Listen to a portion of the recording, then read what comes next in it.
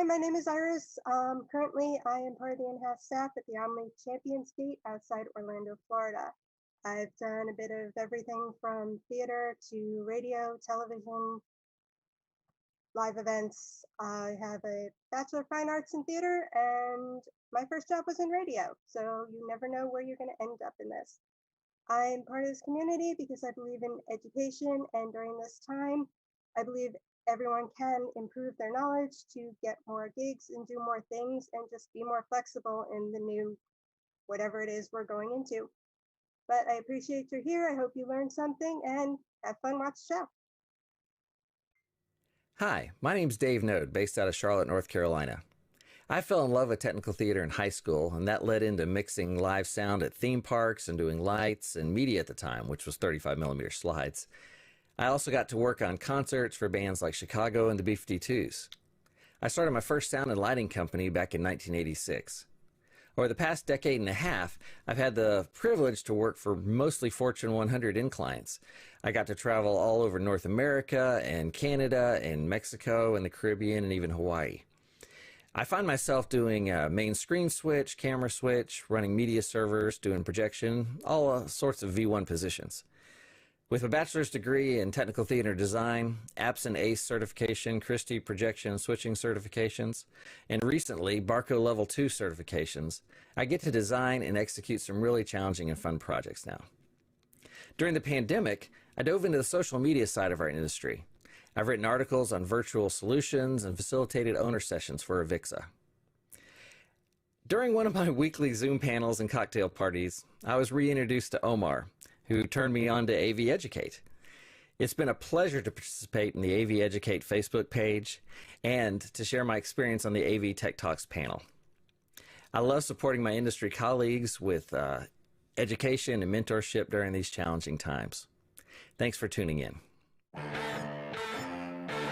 AV Tech Talks, House Rules.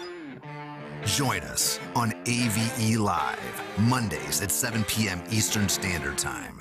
Join us on Zoom. Watch on Facebook or YouTube from the AV Educate page, or register as an attendee for the webinar. Live Q&A. Our guest will lead us through a guided demo and conversation about tonight's topic. We will take your questions and comments throughout the show. Don't wait until the end. Get your questions and comments in early to shape the conversation. We don't know it all. We're human and don't claim to know everything. We may demonstrate or discuss one way to do something, but that doesn't mean it's the only way to do it. If you found another way that is easier or yields better results, please share with the community so we can all learn together. Follow AV Educate. We're on Facebook, Instagram, and have a library of content on YouTube. Join us on Zoom for AV Tech Talks and to become a member of our community on Discord, where the conversations, the learning, and the sharing continues. We are where you are. Place your phone over the QR code to come learn more about AV Educate.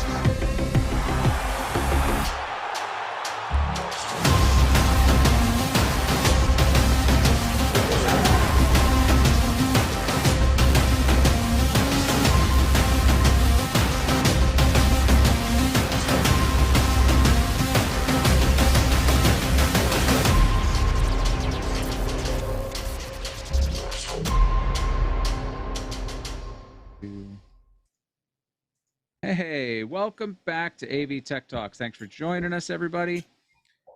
We've got a great panel tonight of people who are gonna share what their setups are. We're doing setup teardowns, so we're gonna be looking at what people are using in their setups from their cameras and anything else they want to share with us. We're ready to take your questions. So if you have questions about a particular piece of gear that you see somebody using, just throw it on in there. But do us a favor, because you know how streaming works, and sometimes you guys see it a little bit behind when we show it. Be specific about something. If don't just be like, hey, what was that? Because we won't know what that is in reference to. So just ask with a little bit of clarity to your questions, and we'll do our best to answer them. So we have a pretty mixed up panel between people who have some basic setups to people who have some more advanced setups.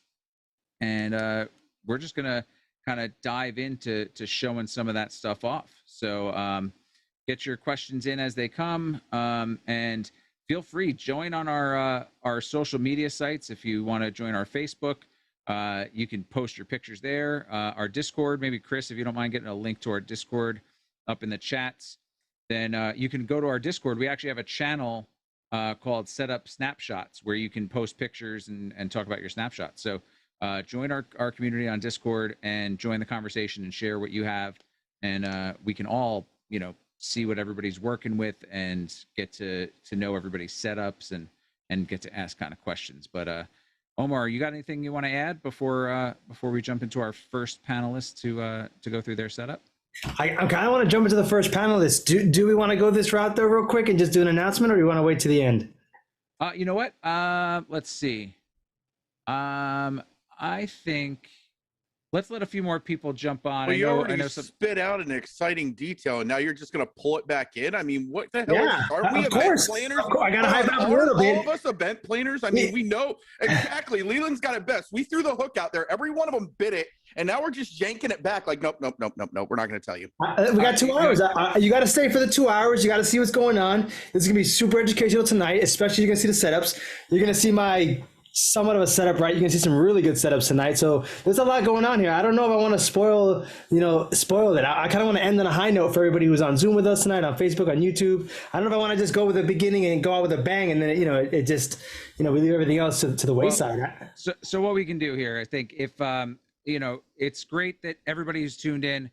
The numbers usually climb in the first 10-15 minutes. So if you guys help us out, go and share the link. So if you're watching, share the link with your buddies, have them come in and watch, and get prepared, because we will have a special announcement tonight to make. So some foreshadowing. It is going to be exciting, and I'm definitely going to let Omar talk about it, because the level of excitement, he jumped in, he was ready to just go with it. So Omar will be giving us a great announcement later. So go share this, get people to come join. We love being here for you every week, and we want your friends and their friends to come and watch us. So put that out there, join our Discord, hang out, let's chat. And then Omar's going to share some really exciting news, maybe at the top of the next hour. Okay. So yeah, got it. Yeah, that's what we'll do. We'll go at the halfway point. We won't wait all the way to the end, but you got to stay to the end. How about that? So I think our first person I'm going to call on is going to be Iris. Iris, do you want to just give us a share of what you have in your setup? Because you've kind of come a bit of a ways from where we all started. Well, I have to follow the announcement. All right. Okay. Yep. I'm actually going to share some pictures once I manage to get myself up here. Okay. I actually started out with just about nothing when COVID hit. So this is a lavalier microphone. It's actually inexpensive. I got it off Amazon. So I don't have a microphone in my picture like a lot of people, and I'm actually using a microphone as opposed to the computer mic. Desktop speakers. You see no headphones, no earbuds, all that. This is my setup. This is the entirety of the whole thing. All I have is a Logitech camera, the microphone, the speakers, and my one and only monitor. Like people have 12 computers on their desks, I got one. The funny thing about the camera is that this is not my original camera. The first one I did was actually a wide view Chinese knockoff that was really cheap on Amazon. And that's the one used for the panelist video. You can see a big difference in it's everywhere and then nowhere. That didn't give me any sort of control whatsoever on anything. When I got the Logitech, we were talking about this earlier, so I'll tell you the story that Zoom supposedly has camera controls on the screen. When I got the Logitech, my camera controls did not come up. And when I started talking, my framing would jump out. So someone else would have to go in, reset my picture, frame me, and then it wouldn't jump again. And I don't know if it was a Zoom update or what, but all of a sudden it stopped doing that. So I'm very happy for that. So, because I still don't have camera controls on my Zoom screen, but when I was doing Zoom Test Kitchen one day, I tried doing someone else's and their controls came up on my screen. So I don't know, and I still don't know. If anyone has a clue, love to know. This is the back of my green screen, excuse the mess. It is just PVC and green fabric. It's simple, inexpensive. Altogether, my setup was less than $200 for the entire thing. The camera is the most expensive thing I've got. And that's it. I'm not fancy, I'm not crazy. It's easy to get started. I got every single thing from Amazon. And Ed is still muted. Yep, sorry, I muted there. Yeah, no, that's so I mean, basically from where you came from to where you are, it's you haven't expanded so much on your setup, but you got a better camera. And finally we figured out, well, it just happened to start working, the camera control, because I remember I used to have to sometimes go and, you know, control your camera because it wouldn't hold the setting that you had set it for. So it's good that you don't have to do that anymore. But yeah, no, so it's a pretty basic setup, and you're just using open speakers I am right just now. using open speakers, yeah. And you're letting Zoom do the echo cancellation for you. Yes, I am. These are just desktop speakers. They are $25. I let Zoom do its thing, and it works well enough for where I am. But then again, I don't have kids running around either, or dogs, or pets, or a lot of extra distraction. I'm assuming you're not hearing the fan that's off in the background, so that's not too bad. I got a green screen, so you no longer see the back of my house. So piece by piece, it's been piece by piece, really. Nothing's expensive, nothing's crazy. One step at a time. Iris, I just wanted to say that you can't really tell that you didn't spend a lot on it. I mean, because your image looks good and it sounds good, so we can't tell that you're only using one little computer there. So good job. Thank you. And I'll say that the gaming chair you're sitting on makes it just look that much more impressive too. So that's pretty cool. Great. Does anybody have any questions? And if you have questions in Facebook land or on YouTube, make sure you get them in. Or if you're here in the Zoom webinar, throw them into the Q&A, and we'll get to those questions. I'd like to ask Iris something real quick. Yeah. Based on what I heard, I'm assuming you think that we're all seeing controls within Zoom for our cameras. We don't. We only see them if we are using someone else's camera, like you mentioned. So you're not missing anything. The only way we can get access to camera controls is through other software like OBS or vMix, and using those feature sets to change camera settings. There's nothing in Zoom that allows you to actually change it. Because my Logitech settings did not translate over to Zoom. Yeah, those won't, there's really nothing there that you can do. You just have to have, I have a link in another location that I could send you the latest Logitech camera app that everybody looks for and can never find anymore. So I'd be happy to share that with AV Educate as well, so that everybody can have access to that. Yeah, because I'd like to stop having to update my camera as well, because mine does the same thing. When I go into the Logitech software that I have right now and I adjust the zoom on my camera, usually I try to cut this monitor out. Right, exactly. And when the Logitech software kicks in, and for me, it only happens every once in a while. I'll start talking and it'll focus back out, and you'll see this. And so then mine stopped. middle of it, it'll start it'll come back in, and then it won't do it again. Yeah, you usually have to go in and turn that off the first time and actually close out of whatever app you're in completely through the exit utility in the app, like file exit, rather than just closing the window. And hopefully those settings will be saved in your application. Yeah, see, I've done all that. So yeah, mine is actually stable now. I don't know what changed, but it just stopped. I didn't do anything different in the end. There's hope, Bodie. Could even be software updates from Zoom or Windows. Yeah, Phone. yeah. That's what I'm thinking. My hope will be a 4K Pocket Pro. So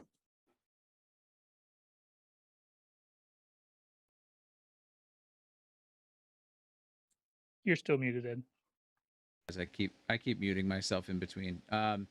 Yes, although Bodhi, I would go with the 6K if you're gonna go that way anyway, but especially the 6K Pro. You're muted. I've been going back and forth with them on them, and for what I'm utilizing them for, the 4K will be fine for right now until, because not only that, for anybody who knows anything that how they're coming out with everything they're coming out with right now, the 6K will be an obsolete giant here in the next 6 months because they're coming out with an 8K and an 8K Pro, which is going to have everything that the 6K has in it and more. So I think the 4K will work for me for right now for what I'm doing. And then when I start building and getting more flow and stuff coming in, then jumping to the bigger one will be a lot better. And for me anyway, I don't necessarily, the wide angle in the 6K is definitely nice. I don't have a lot of wide angle shots that I take or anything like that for me personally. Yeah, the 6K Pro has a bigger sensor too, but so there are other benefits. But I hadn't heard about an 8K or an 8K Pro, so that's pretty interesting news. That would be cool to see. But awesome. Well, we'll get to Bodhi's setup in a little bit. I think next. I'll go last. I'm okay with that. Okay. So if we don't have any other questions for Iris, we'll move on. I'm going to pick on a newcomer to our group. I'm going to pick on Doug this time. Me and Doug have worked together a long time, so we pick on each other very often. So That's true. Doug, That's true. Doug, Yes. tell us about your setup. I know you're kind of back in the game. freelance world and stuff. That's right, right. Back to freedom. And you're quickly building up a new rig. So tell us about it.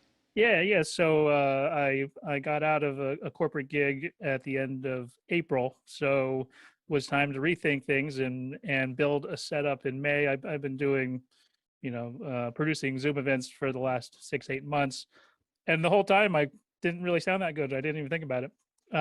So I with the help of Ed and friends and watching some of the things you do in office hours and Zoom Test Kitchen, helped to figure out how to kind of build a rig. And so this is what I have going on here. Let's see what we got. Ed, if you want to, there we go. So I'm in my basement, and let's see, what do I have here? I have my Elgato Keylight Airs. I like a lot. I think I was watching Office Hours I was researching lights, and somebody on there had really good lighting, and he had Elgato Keylight Airs, and I ended up getting those because I really like that. I have the Logitech Brio, like many people, which I really like. My Facebook portal, of course, and I'm just using a Rode NT1 into a little Mackie, going into just a Shure X2U interface for my audio. So I'm running OBS and just getting into vMix now. And what else? So this is just from OBS. My Stream Deck XL, doing Zoom OSC on my Stream Deck, and just have a gray backdrop there, and some, I just got my LED bar on some stools with some gaff tape, and then some lights on mic stands, and just making it work. So far, so good, and just kind of going day by day on seeing what's next and what I want to invest in. And you put this together pretty quick, right? When did you say you started building this? I started building this at the beginning of May, something like that. So, and then finally, have a switch and everything. So I, just diving into NDI and all the fun things that come with that. Very cool. Very cool. What is that light bar that you have, that LED bar? What is that? I got to find the name. Amazon. Got it. Because I originally had found something that was like a $12 like fish lamp that you put in your fish tank, and that just didn't cut it. So So I spent a few more bucks and picked this up and just got it working today. So one thing I've learned is, now that things are coming back and live, I'm starting to do more live events. I was doing a live stream on Thursday, so I did tear all of this down and then had a gig on site today. So get home, rebuild it. I think so. That's going to be kind of a regular thing, like rip it down and then rebuild it. So it'll be nice to find some consistency there. But it's fun. I really like it. It's pretty awesome to use Zoom OC and do events here. Tomorrow I have an interview as I'm doing different jobs, and it's just fun doing Zoom interviews with people. When you get on and you know more about Zoom than they do. It's a fun experience to teach them a thing or two. Since we've learned so much from doing Test Kitchen and stuff like this. So it's good stuff. Absolutely, yeah. That is one of my favorite things when I have new client interviews. Is I show up with my 1080p account and looking really sharp, and then they're like, "Wow, this looks great. It sounds great," and being able to show them a thing or two is always nice. So, that I will say that light bar, the way it looks on the backdrop is great. A lot of people have taken to that kind of gray backdrop with an uplight, and they get a halo effect. And I like that one's much wider than the typical, single uplight. So it's yep, and I have some control on it. I can raise it up, and then it starts to. So it's kind of on its low setting. I can do different colors and stuff like that. And it turns out my gray backdrop with all this lighting kind of turns white. Right. It turns out so it turns out a lot lighter than I was expecting, but it is what it is. So I wear dark clothes. Nice. Well, looks good. Does anybody have any questions for Doug? Yep, go ahead. I was going to say, Talak, if I'm not pronouncing that right, Lopez Waterman asked, do your key lights illuminate your backdrop as well, or is it just the uplight? No, it's the, let me show you again. Let's see if you can see it here. So there you see I have two halogen lights on mic stands that are lighting up the backdrop. So those two, I think they're like, I want to say 4400 degree, something like that. And then the key light airs, you can also adjust the temperature, color temperature, and intensity of those, and put that in the stream deck and everything. Right, and then with the Brio, you also have the ability to, play with your white balance and things like that. Yep, too. and so with the Brio, I have my control software open, so I can move. Since I'm zoomed in a little bit, I can shift that around. And I will give you a tip with your control. Well, you're on a Mac or PC right now? PC. Okay. Yeah, on the Mac, you can have your control software open and see because you don't actually get to see your image. No, right? Yeah, I can't see it. Right. So on a Mac, you can. So if while you have Zoom open, but your Zoom resolution ends up suffering from it. So it's nice if you realize, you're out of frame, you can pop it open, you can see both. Yep. But then So I can zoom this out so you can see kind of what's going on back there.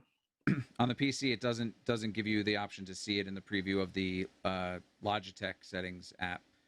But like I said, on the Mac, so if you do that, if you have to open and make an adjustment, just stop and start your camera again so that you can pop up and get the full resolution. So yeah, and this is just the Logitech control software. There's also the Logitech G Hub that also works. So that works, having that open, and you can move it around, which might help with you, Iris, if you might want to try that if you haven't already. Yeah, looks great. Anybody else have any comments or questions for Doug?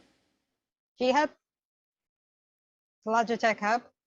I don't know that one. Oh, there's two different ones. There's Logitech G Hub, and then there's Logitech Control. And I have them both. They'll both work with it. So just see if it works with your camera. But I imagine if your camera is a Logitech, it should work with it. And then you just have to make sure that you open the app after your camera's on in Zoom, so it doesn't take priority. Cool. Good tip on that. Anybody else? Anything for Doug?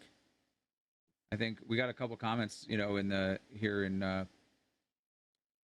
Zoom webinar saying looks great, Doug. Look good, sound great. So cool. You're doing well. You did the right thing, and you went and you got the advice from the right places. That's right. To to build your rig. I know who to ask. And you got to not have to go through all the growing pains that many of us have who have been building for months and months and waiting for gear to be available that wasn't available. So the lighting, that's great. For a while nobody could get any lighting, so it's cool that you got that. Great.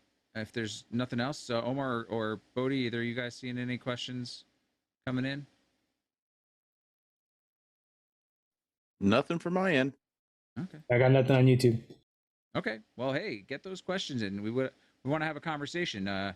If you like Doug's lighting or anything anybody's talking about, chime in. If you've got similar gear or something else that would be a good alternative, let us know. So with that in mind, let me look at my list of who was going to go next. How about Leo? You feel like showing off some of your setup today? Yep, that'd be great. No problem. Hi there. So you are seeing me. I will swap over. Give me a second. Go right. Okay. I'm kind of There's excited. my I don't think I've setup. seen Leo's yet. Yeah, there is my setup in its full with the picture behind there. So you're seeing at the back there is my that camera there is Panasonic Lumix GH3. That is got with a Leica 1.14 lens on it. That's connected into my A10 Mini, which is just sort of somewhere down there. There it is. So that's my A10 Mini Pro. My A10 Mini Pro is connected into a Cool Digit TS3 into my Mac. So that was a big change. I was having lots of issues and I got rid of all the USB connections on the Mac and went to the Cool Digit TS3, which is a Thunderbolt dock, which you can't see, it's sitting behind there. I control everything, as you can see, as well as the A10 Mini. Right in front of it is the all-important Stream Deck, which I like because I can sit there and I can mute and unmute. One of the buttons that I really like using on the Stream Deck in Zoom is there's a one to bring all the Zoom windows to the front, which is quite useful when you're sitting there and something's hidden behind. At the same time, because I do a lot of streaming where I'm doing the production side of it, on the right hand side here is another Mac, and that's running, and you can see it's in here now. It's running the meters. So I will on a lot of events I'll join with a second PC or this Mac, and you can see I write the instructions beneath as to what you're trying to aim at, which is the minus 24. I think they should rename it the Mickey level, and that's where I aim on there. The rest of it is pretty straightforward. I've got two monitors running out, and then the last thing on, if I'm not on my 1080 Pro account, I've got the Facebook portal sitting there, which, as you probably all know, is $100 at the moment. If you haven't got a Facebook portal, buy it. At $100, it bumps any Zoom call up to 10 to Sometimes it's 720. 60. Sorry, I just want to let you know it's on sale at Target occasionally for $60. Okay. Okay. I use the $100 because it's on at £100 in the UK, so it's normally pretty. But we haven't got Target, so that's a great use for doing that. But also I use it a lot of times as a third screen just to see the program out when I'm looking at that.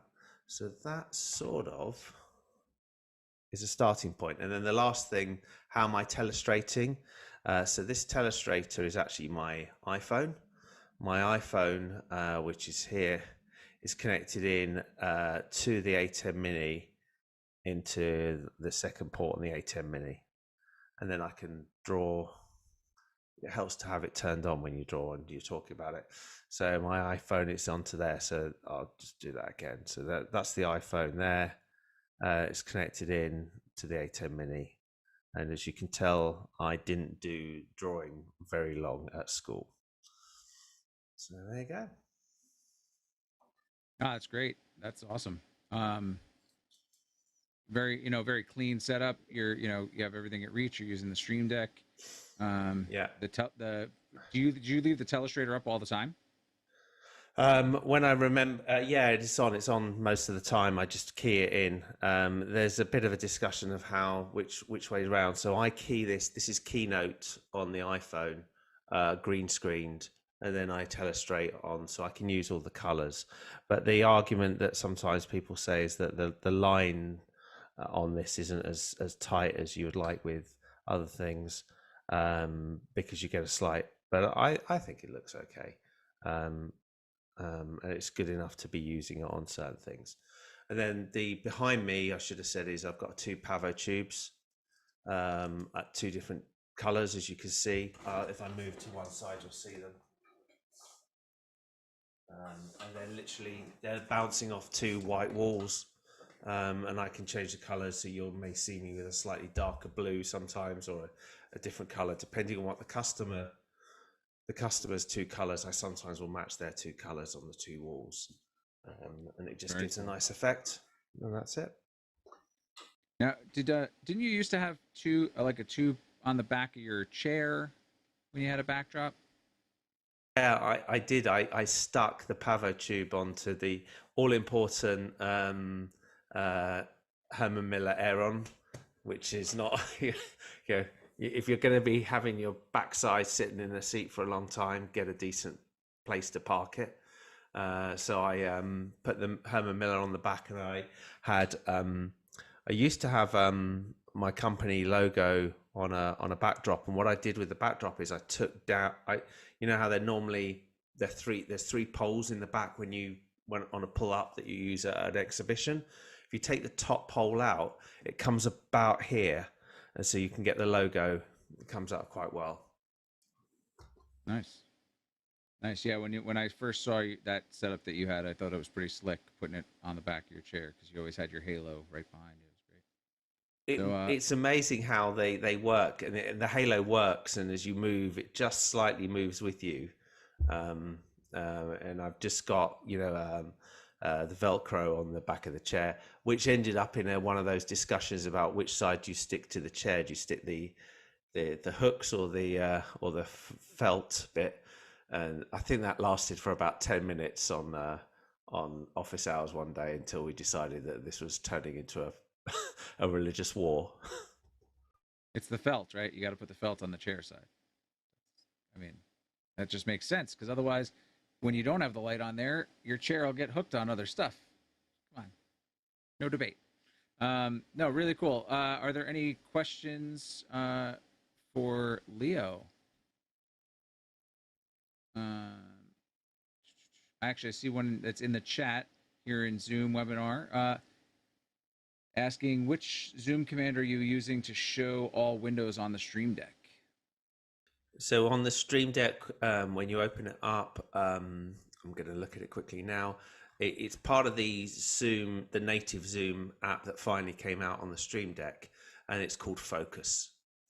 If you add that button, it will bring all of your Zoom windows in front in one go. Cool. That's really cool. Sorry, Leo.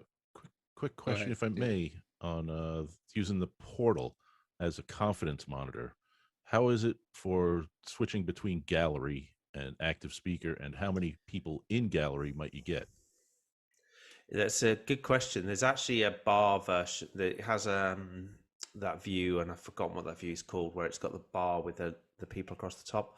I find that the most useful for it. Particularly, what I do with it all the time is I take it to those things. I think they're called in-person events. Some of us may remember those, and it's great to have it, and you can literally throw it on the floor in front of somebody and say, "Here you go, watch the Zoom."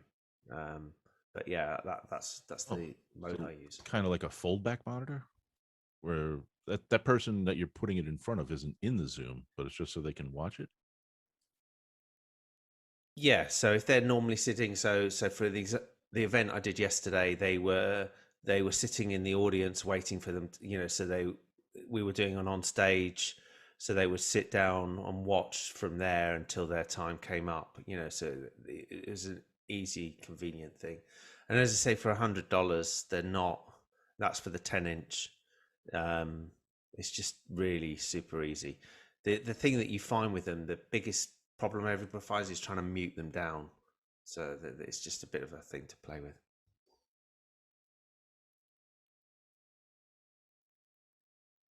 That's cool. I sometimes use my portals to monitor, you know, an attendee view or something. If I'm producing a webinar and I'm out of devices, I'll just have it up on there. So that's that's good use. And then when my clients build up, you know, provide the Zoom links, I'll use those to jump in to bump those meetings too. So portals come in serious handy for stuff like that. Very cool. Any other questions? Omar, do we have any questions coming in on social at all? I'll let Leland go in real quick while I just gather those together for everybody.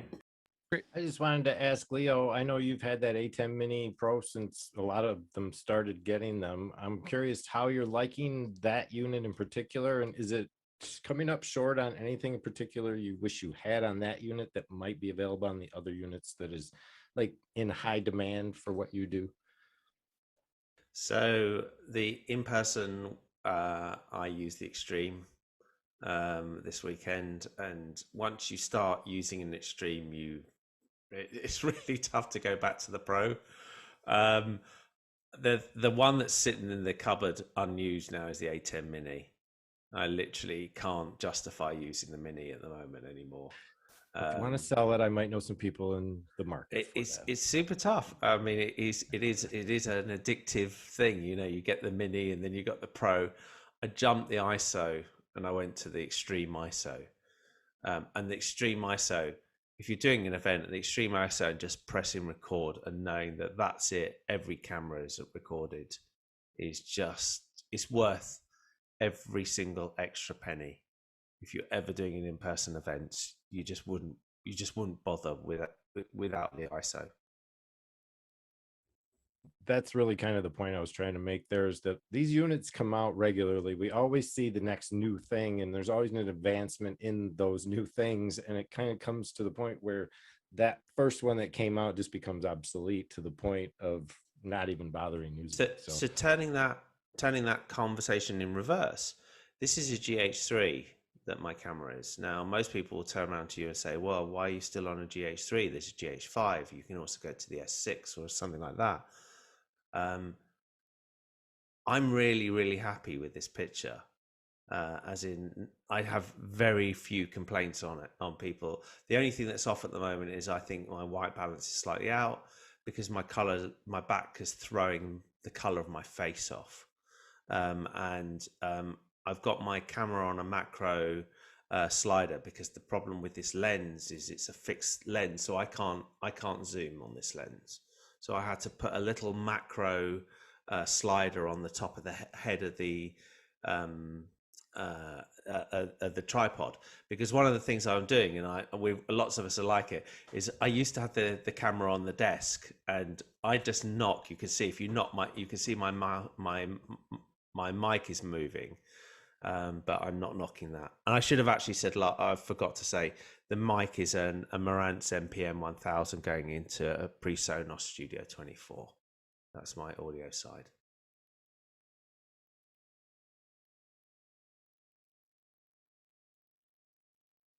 Very cool, Leo.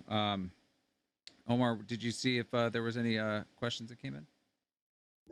I did. I checked real quick. There's just more engagement going on than anything else. Not really any questions specifically. I did do a refresh. It seems like I was a little lagged on my side, but if I did miss your question just now, please re-put in the comments below, and I'll get to it. I usually comment within the queue. For some reason, on my side today, it seems like I have to refresh in order to see if the comments get updated, so I apologize if I missed it. But let's go to the next one, Ed, and keep going from there. Great. So next on the list, is there anybody who wants to volunteer to go next? Otherwise, I'm gonna. Leland, yeah, I'll go. Great. Oh, I saw Leland's hand first. I'll get you. I'll go for it. Next, Dave. All right, so here we go. I'm going to flip cameras to the one over my head behind me. I'm sitting in a physical studio. That's not a green screen behind me. That's actually a shelf mounted to the wall with some of my old artifacts over here. So basically the view you see, if you could pin this for me, Ed, that would really help everybody see what's going on. I'm going to pull up my telestrator over here, which is a little different than what most people have. Mine happens to be through a small PC app known as Zoom. It's going to freeze. It's going to freeze the camera. So don't worry about that. It's just going to change the image out for a minute. And then I'm going to turn this on so that I can highlight what's going on here. And the way this works, you should still be able to see everything.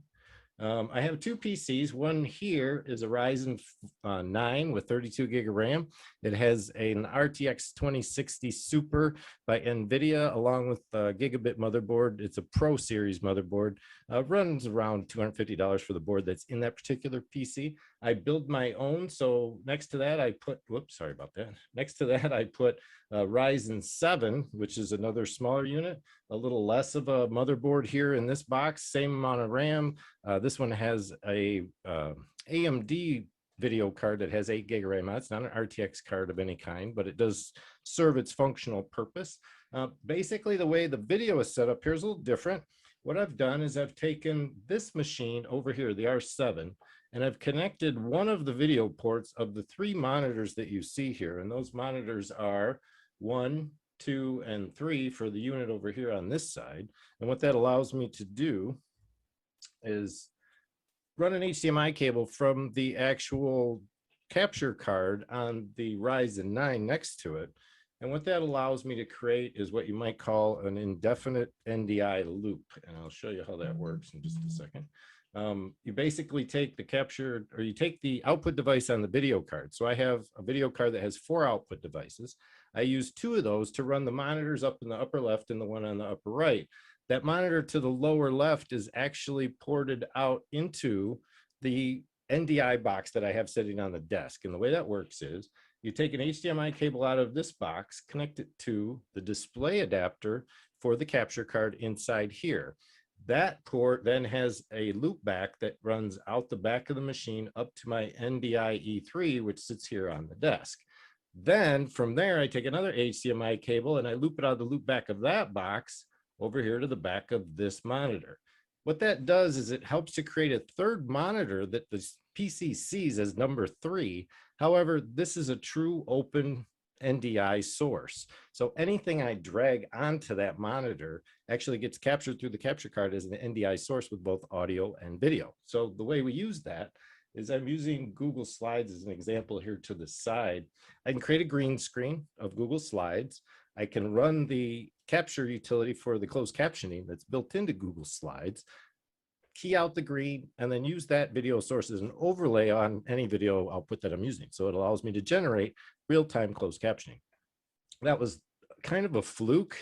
I developed that practice accidentally one day by just plugging HDMI cables into the right port at the right time, and I discovered that this was capable. So I've been using it ever since. Beyond that, these 3 obviously are connected to the R9, and the way this runs is I basically have the dual monitor display, and that allows me to have the speaker view here, the gallery view there. Oops, I keep doing that. And then I run basically all of my vMix on the 32-inch Dell that's in front of me. And what that allows me to do is have any number of control surfaces. Here I happen to have the Akai APC40 MK2, which is running through Command Center by Joe DeMax. I run that software on the PC along with the softwares for Unity comms. If I want to run Unity comms, I may also use a cell phone device and a set of headphones under, or earbuds under headphones, so that I can both talk comms and listen to program out. I have headphones hanging all over the place, basically. And then a small tablet that I have an app known as Matrix, which isn't installed right now because I'm going through installation updates. And it allows me to control my Zoom via Wi-Fi. I've built a template for a Zoom control surface that has all of the default shortcuts that are available with Zoom, so that I can simply touch display buttons on the screen and mute people or turn on video or request video or do any other option that's available through Zoom. The Wacom tablet is also here. Wacom tablet, as Alex calls it over on office hours. Same thing. I can basically telestrate with that as well onto that monitor if I'd like. Either that or the mouse, doesn't really matter. So the other thing that I can do with these two machines is kind of unique is the fact that I have them built up with virtual boxes. So this particular unit, and here's the control surface, by the way. Let me zoom in on that if I can. This is the control surface that I use on my tablet that I designed on Matrix so that it could just be a simple button push for all the shortcuts on Zoom. It's available to anybody out there on the public access site through Matrix if you're interested, M-A-T-R-I-C. And then from there, it's virtual machines has been my thing lately. I can turn these two PCs that I'm running right now, and I'm not going to get into the depth of all of that right now because it is, and I will probably be demonstrating that very soon over in the Zoom test kitchen. I can take two PCs, create 6 virtual machines, come into Zoom and record full ISOs of any number of breakout rooms that I can get into at one time with the limited resources that I actually have on these two machines. I've run it at about 30% full resource with half the memory that I have available. And I've been able to go in and record 6 breakout rooms simultaneously with full ISO right here in-house. So it's been pretty fun. That's pretty great.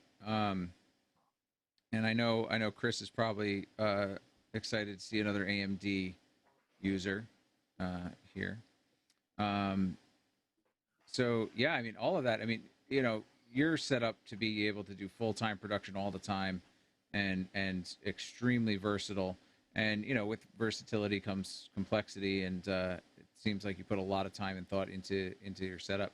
What was one of the more challenging things to put together on that?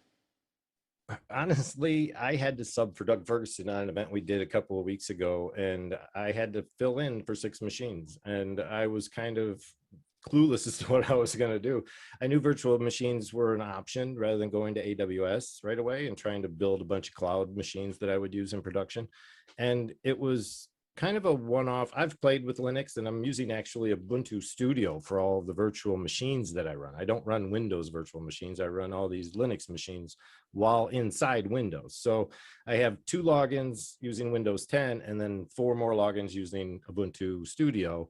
And that is such a stable platform that I realized this can be done with software. It was a very difficult task to build out the ISOs and get all the extra components to get the 1920, 1080 and get the audio connected. But now I can literally go in and bring communications to any breakout room from another breakout room. So if a director's in a breakout room, I can bring him the green room. I can bring him stage A, stage B, the program room, the slides room, whatever it is that they want to hear or speak to.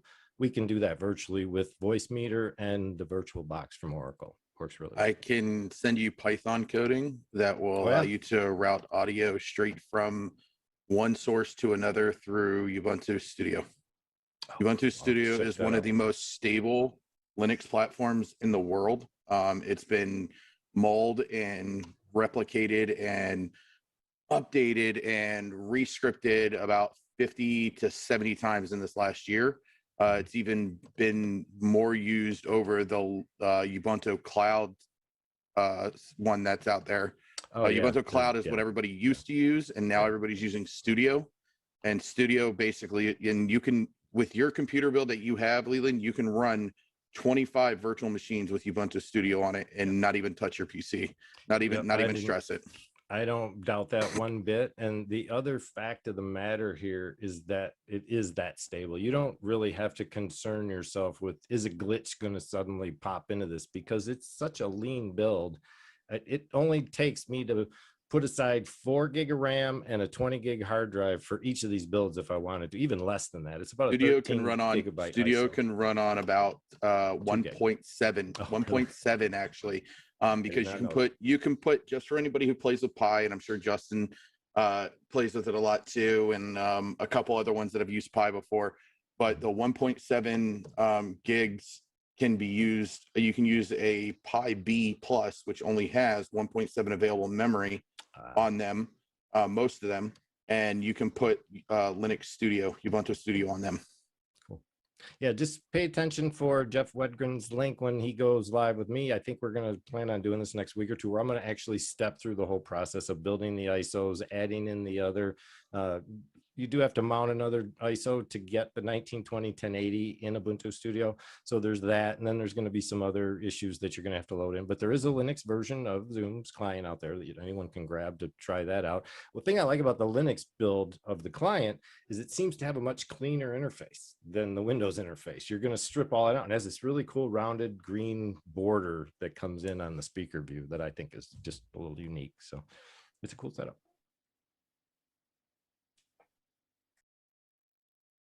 Very cool. Any other question? I think I saw Dave's hands up.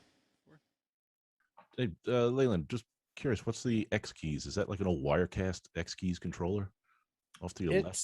It's actually made by Pi Engineering right here in Michigan. Actually, they're about an hour away from me, and it's available in a lot of different formats. This actually happens to be the X Keys 128, which is kind of free for all, just a big grid of keys that you can assign and design any way you'd like. So I built mine out specific to my purposes. I haven't built it to a template of vMix or Wirecast or anything like that.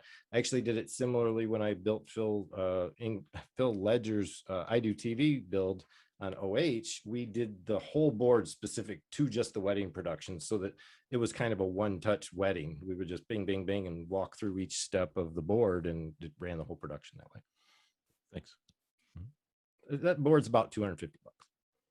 Yeah, no, I have an old. Or no, that one's $7. I'm sorry. This one, the Kai is about $250. That one's like $700. I have like an old Wirecast X keys from work, but we're no longer using it. Not even the T-bar, just the 108. It looked like a 108 keyboard. Oh, okay. But it's they make a T-bar component that snaps in that also works on these too. So. Cool. Any other questions? And just to fill everybody in, I have no sound device, physical sound device. I don't use a mixer. I use Voicemeeter Potato for all of my audio. And I also connect the two PCs using the V-band component within Voicemeeter Potato.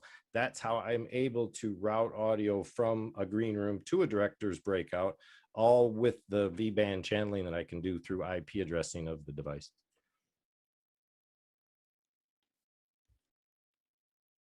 That's great. So I do got a question on the Zoom side from Josh here. It's asking, Leland, what VM client are you using? If I understand you correctly, that you're using multiple Zoom instances. I've had poor results from my 3700 custom PC running 32 gigabytes of RAM. I haven't had any issue. What I basically do is I use VirtualBox by Oracle. That allows you to create or bring in any ISO to build out each virtual machine. Then that virtual machine is run off of VirtualBox. It basically just takes up a monitor. And then I've created 6 unique logins using an alias Gmail account. So anytime you create a Gmail account, if you just do, let's say you have John Doe at Gmail, you can do John Doe plus stage 1 at Gmail, John Doe plus stage 2 at Gmail, John Doe plus stage 3 at Gmail. And they'll all come to the same account, but they'll be identified individually. So you can create separate Zoom accounts with those.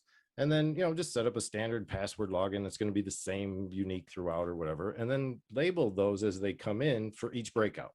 And that gives you the access that you would need. You could use, it all bases itself on Hyper-V, which is available in Windows. You do have to turn on virtualization within the BIOS of your PC in order for that to work. If that is not turned on in your BIOS, it will not function at all. So you do have to make sure you go in and turn on anything that has to do with virtualization. Sometimes there's another term, I'll have to get it. Mine didn't show up that way in the BIOS. It had a different label, but it's kind of identifiable that it's something you need to turn on. And when you do, then Hyper-V is something you load through Windows on the component disk. And that's basically the gist of it. That's all it is. Oracle is a very solid build that was developed years ago. And it's kind of a go-to for most of the people who use virtual machines. Very cool. So, Leland, great setup. Thank you for sharing. To tack on to that, what he's speaking of in the BIOS for AMD, at least on the AMD side, it's SVM that you turn on in the BIOS. SVM, and I think it's the same thing for Intel now too, because the SVM is what's the studio virtual machine on all motherboards now is SVM. Okay, thanks. I appreciate that. Sorry, Omar, are there any questions for Leland? I think I saw something come in. I will double check. Looks like oh yeah, here in Zoom, it looks like Josh Kaufman. Uh, sorry if you just, I think you just talked about this, your VM client. Yep, sorry. I'm just seeing that got, I think that's what we were just talking about, right? The VM Yep, that client. was the only one I've had in here. Yep. Yeah, he added a couple things to it that he had used VirtualBox and had a ton of lag, so he's using Hyper-V and have all virtual settings on and migrated to Sandboxy Plus instead of virtual machines. I think either way would work. It's not really that different from going to the cloud when you think about it. It's just you're serving everything up yourself off whatever hardware you're capable of putting together and using it. So again, thanks, Leland. I think we're gonna start moving on so we make sure we don't leave anybody out. John Edelson, do you want to go next? Oh no, sorry, I said Dave was gonna go next. I forgot. Dave had his hand up before. I'll come back to it, and then I'm gonna go to John. John could go. I don't care. I took a little different approach. My rig is not something that I've been focused on as far as running virtual meetings and things. I'm going to share a slideshow. There we go. Let's see if it pops up as an option. It does. And you guys see that? Yes. All right. So when all the COVID stuff hit, I've got to get back to PowerPoint so it'll actually trigger. I guess I got to click it up there so it'll trigger. My mom was an audiobook reader for Amazon. So I borrowed her Scarlett and her microphone and hooked it on my rig. That's my wife. She was a special needs teacher. So she finished out the school year doing Zoom classes from my desk once a day. And that was it.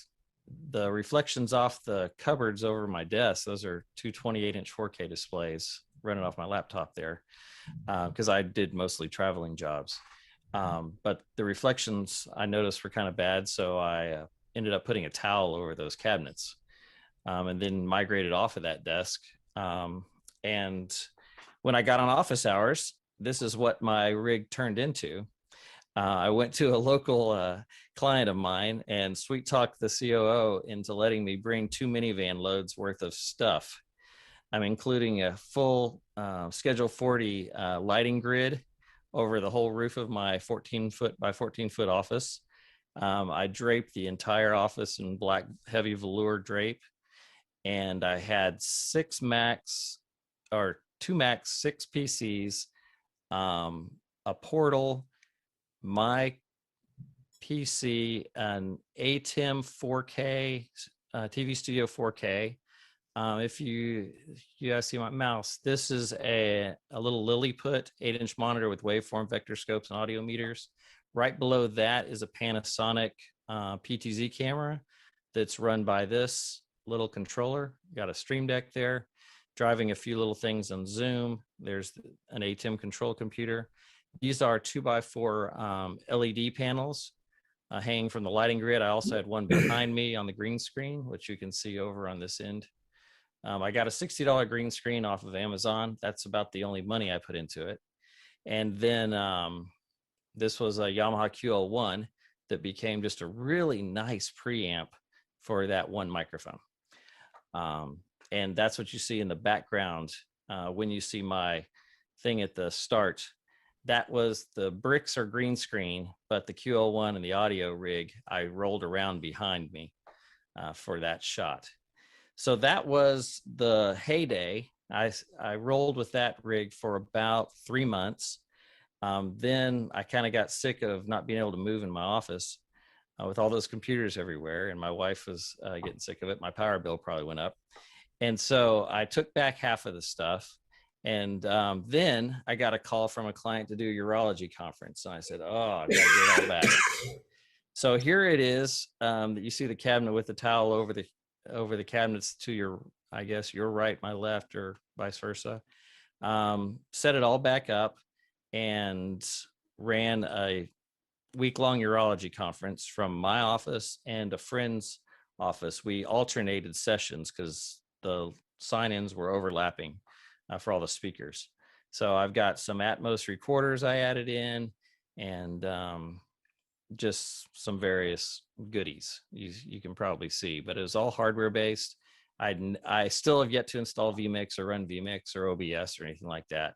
Had hardware encoders and built up my first zoom room for that on a pc and an ipad, so that was a fun thing before I bought another portal.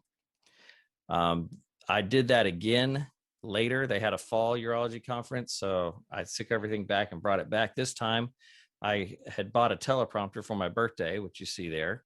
And so now I could look in the camera, which is really nice. That's just a 19-inch Dell monitor sitting on a cardboard box angled up at the teleprompter. I slimmed down once my son moved back to college, and this is in his bedroom. So I've got a Shimira there, or Rifa light.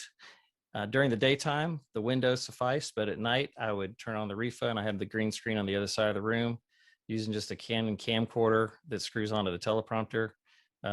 Glass screws right onto it, an old Dell computer, because I had my production machine downstairs. So this was the room I would go into whenever I do Zoom calls, and it's just a Scarlett mic right into it. Pretty similar to what I'm using right now. It's very simple, straightforward. Headphone, earbuds right into the laptop, and the mic right into the Scarlett. And it's just an old camcorder that eats tapes. So it's running into a little Amazon HDMI to USB. If you can indulge me, I've got 20 more slides of some other hybrid events that I think you guys might find interesting, since I think this is kind of a boring setup, but it's all right. It certainly gets the job done. Definitely a lot smaller than what we were just looking at. Yeah, this is a typical week for me. There's a studio down in Florida that flies me down a couple times a month. And this is Barco E2 with the EC50 controller, 3 camera CCUs for studio cameras, and a 4K camera on the PTZ control. I'm able to do video switch minuses to all 6 Zoom machines for remote callers. I'm able, if you look on the, on the main grid there, you see the program shot, and you see that there's a giant LED wall behind them with the gallery view popped up on the LED wall.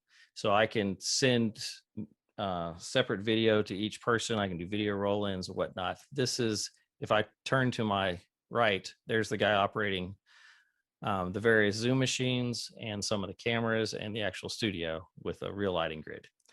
And my buddy on audio there, a Soundcraft VI5, I think.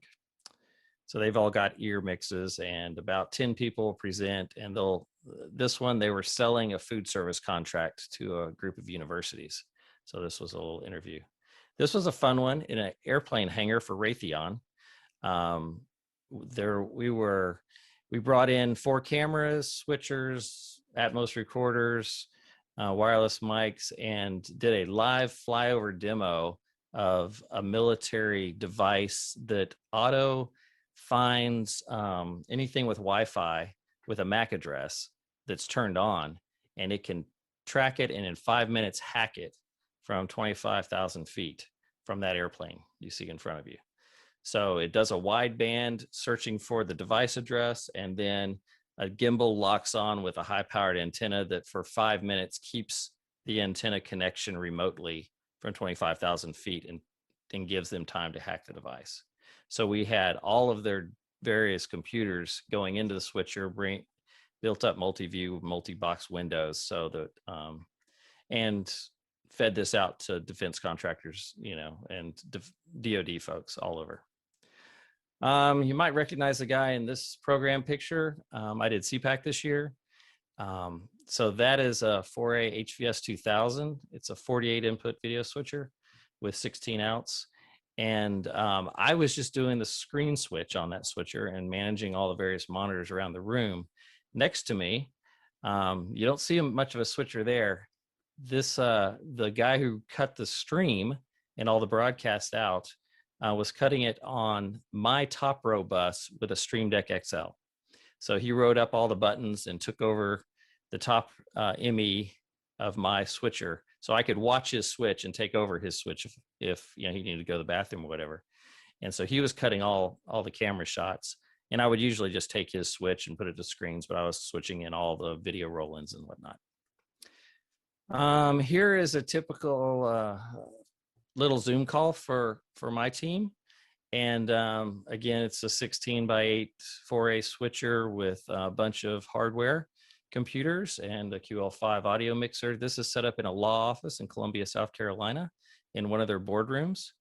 And I'll have a picture of what the studio space looks like. It was just part of their lobby. We walled off with drape and did a meeting for them. This is a door and window manufacturer. We had 9 remote Zoom callers, all on separate computers. Again, Barco switcher, and moved into their space. We had 3 studios within their showroom. We split it into 3 studios. One was a green screen, and 5 live cameras talking with video switch minuses and audio mix minuses and earpieces with all the talent in their showroom to all their board of directors, to all their managers worldwide. We had to start every day at 2 a.m. This was fun. This was the 3rd of July at Mount Rushmore. That's the presidential podium. That was his confidence monitor, which was a 17-foot LED wall in the back of the audience. And we had about 5,000 people in person the 3rd of July, 2020. No mask required. And so that was an interesting show. Nice air show. That's my buddy in front of the stage. None of that stage is there. That was all built for the show. This was a fun one in Philadelphia. The production company that hired me had no soft lights, so I took their 6x8 fast fold screens and bounced their Lecos off of them to create soft boxes and soft light sources. That's pretty cool. Yeah, that's a 4K camera. And again, when I arrived, they said, "Hey, go to this alternative hotel, test their internet. If they have better internet than their facility, we're going to go and set up everything there today." So that's kind of how we did that one. This was a neat show in Florida for a device that you point at someone and it'll tell you if they've got COVID, if it's contagious.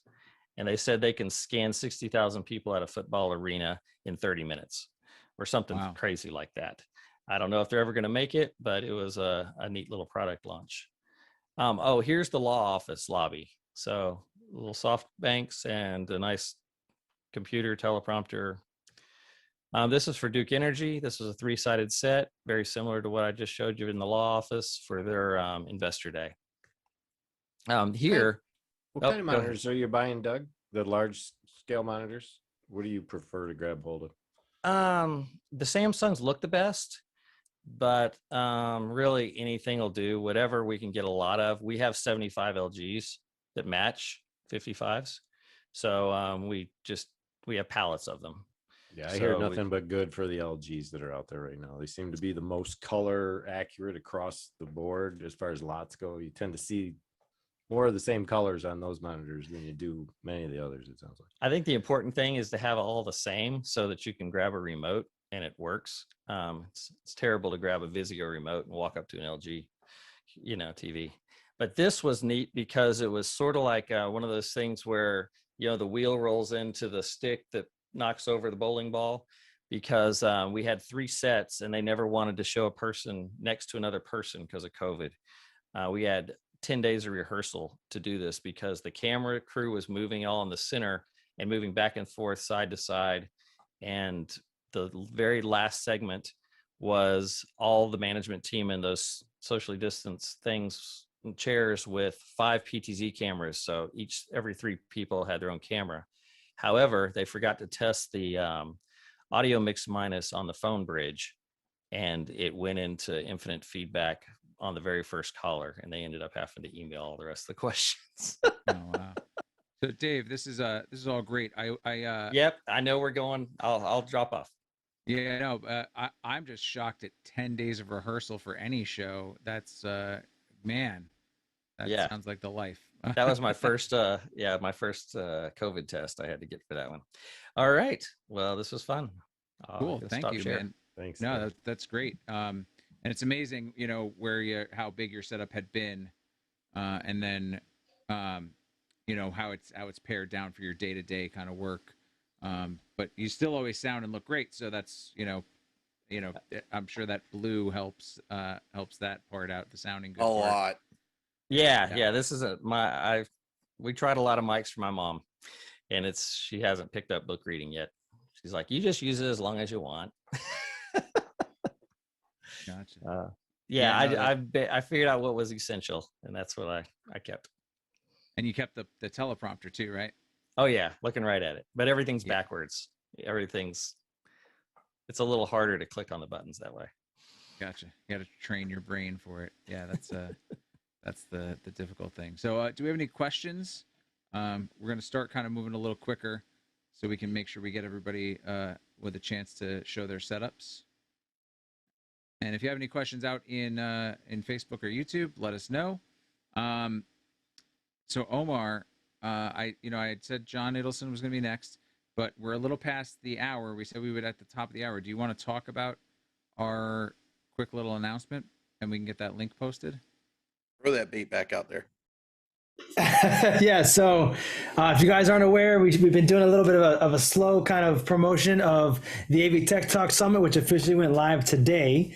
So we'll put a link in the comments down here below for the Zoom speakers. Stay with us to the end of the night. We have a special gift for you guys for being supporters of the AV Tech Talks. So at the end of the night, we will give you guys a special something for being with us after the show. If you're watching this tonight, if you've been a part of the show, if you want to learn more, get some more in-depth experience, recruiting, perks with free gifts for joining the event, recruiting event for being at the event, talks between 12 different speakers. We got a couple things we're going to announce a little bit later just to kind of keep that momentum going of our mystery stuff going on.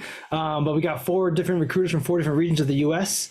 As part of the recruiting event going on, and you get to do one-on-one 20-minute sessions with them. We've got an amazing panel of speakers coming in. We got amazing speakers coming in, some doing panels, some doing sessions with different topics. I won't give too much details on that. You'll have to go to that link that we share in just a moment in the comments down below. But the link is there. The page is up right now. We are live. If you follow the event page on either LinkedIn or Facebook, it is there to click on. You can go back to that and click there. If you're here with us in Zoom world, though, I promise stay in the night, and we will give you guys a special something for being with us, as always, for supporting us and everything like that. That's kind of the grand reveal. I know it wasn't as impactful as it could have been, but yeah, so the AV Tech Talk Summit is officially live. It's the first one we've done. Many more to come. We will do this every year. This will be a higher, upper level, deeper dive into some of the expert things that are going on out there. We've got a great list of speakers in there. You can see that in the speakers panels. You can see the perks we're giving out. We got a decimator going out. We got a Thomas Ninjas going out. We got a streaming guide coming out, a booklet for joining. We got another one, which is a case to go out as well. Those are giveaways we're going to be giving to a special somebody on the event side. It'll be randomized, so we won't have a choice on that. It'll be randomized through a software we're using, who will pick somebody who will win that. But essentially, these tickets are less than a day's worth of work. So we're hoping to see you guys there. Give us your feedback, your comments, whatever you got going on. But we hope to do this every year and grow it as we do everything we're doing here.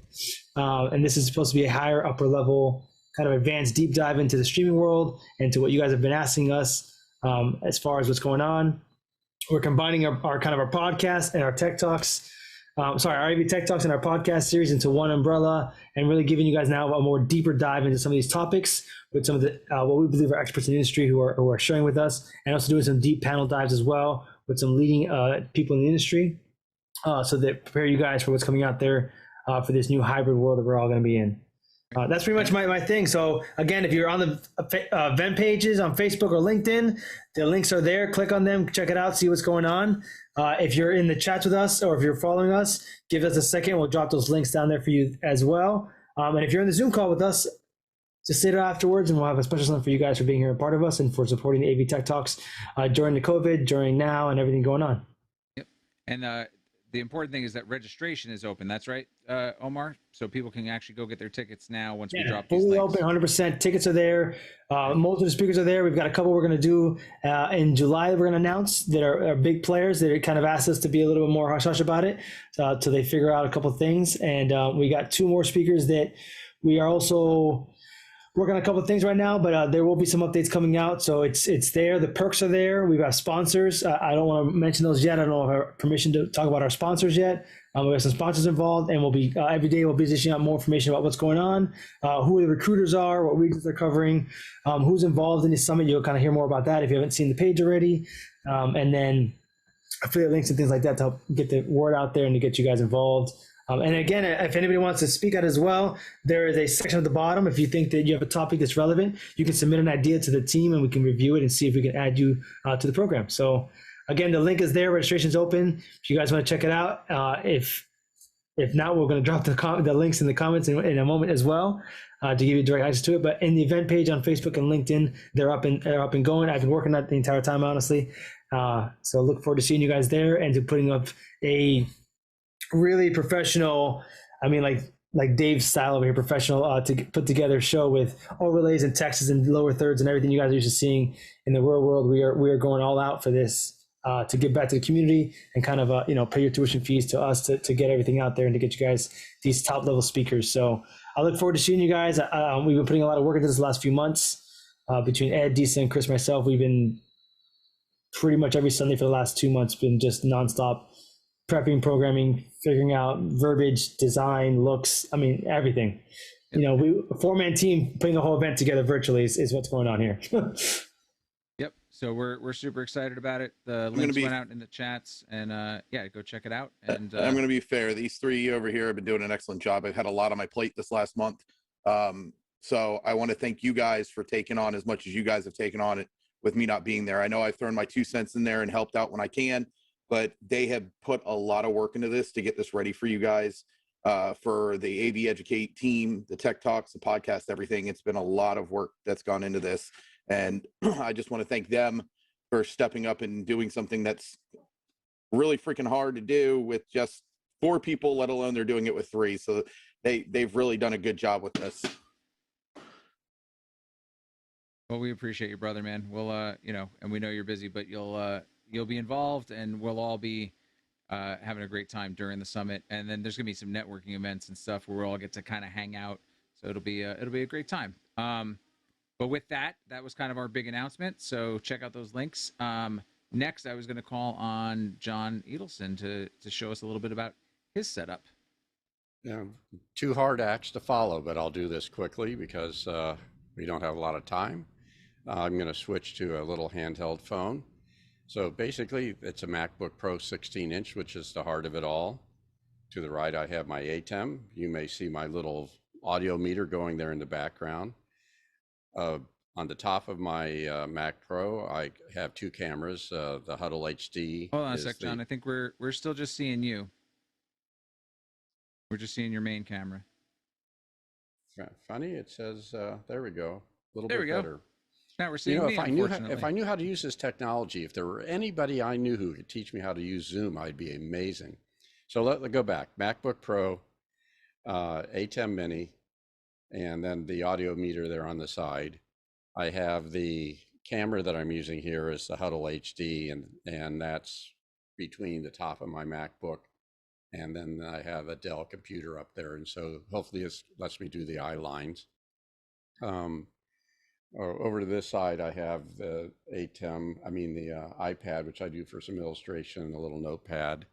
And over on this side, you may see a screen of a portal and then the other portal behind it. I have a couple lights that I have running over there. But what I really would like to do is show you my latest studio, and I'll make this quick if I can do a screen share here. Can I do a screen share? Yeah, absolutely. Yep. And do that. Yep. Okay.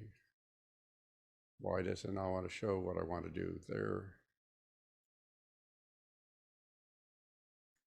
What audio meters are those? Famous last words. I want to just show a window and not the whole thing. There we go.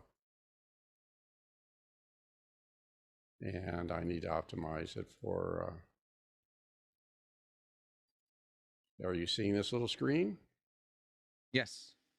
Student question. So this was our Zoom studio in Point Lobos. Can you make that bigger? We're actually seeing your desktop with a little player window. Oh, not okay. Sorry, John. Let me stop to share. Hold on. Let me do it right.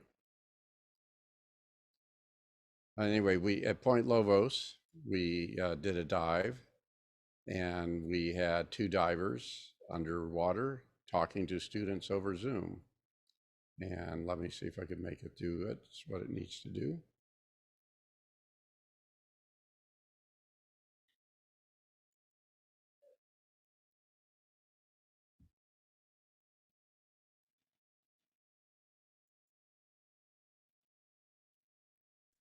Yeah, we're still seeing just your camera, your camera phone. I'm going to go back to me here.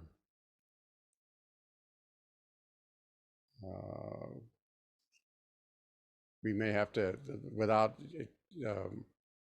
eating up too much time here, guys, it looks like I'm not going to be able to show the divers. If I'll get it working, I'll come back later with it. But if you want to see it, go to the Monterey Bay Aquarium website and look up World Ocean Day, and you'll see some divers doing some pretty amazing things in Point Lobos over Zoom. Cool. If you want, drop that link in the chat here, and I'll make sure it gets onto the. I will do that, and Facebook. then back to you. Great. Very cool, John. You got a lot of cool toys over there. You got the portals and all that, and yeah, very nice, modest setup. What was that camera? Was that the Huddle Cam? Did you say? My main camera is the Huddle Cam, but I do have another one which I use every once in a while. I'll do a quick switch over to that. The one I'm interested in right there, John. The OBS bot, right? Yeah. So this is the one that will track me, hopefully, or it should. It used to. Oh, I need to unlock the tracking. But it's a nice little camera that tracks, and you can see the bigger green screen behind me. Cool. $200, and it follows you. It's a good tracking camera. It's a little smoother than the tracking I get with the Portal, but not as smooth as the tracking that I'm getting with the new Video 360 tracking camera. What were those audio meters? Those audio meters is a little box I got for $60 from Amazon, and it works very, very well. Let me switch back to that if I can. There you go. So you can see as I'm talking. Yeah, we're still seeing just seeing your main cam. It didn't switch over. Didn't switch over? It says I should have program. Oh, excuse me. I switched over to the other one. Let me go back to here. And now I have the famous freezing of the ATEM. Talk about joys of technology. Let's see what happens here. We're gonna see if I think it switched your mic too. How about now? Okay, and let's see. Yeah, you're definitely not on your normal mic. We're getting a lot of room. Yeah, I think it switched to your phone mic, maybe. Yeah. We'll come back. I'll show you the meter in a moment. Cool. Great. That's real great. We'll let John work out some of those issues. See if he can get us a different view, but of those meters later. I think I saw somebody's hand up. Did I see your hand go up? Yes, I put my hand up. I was wondering if I could go in. I'm getting some text messages. I'm in a unique situation in that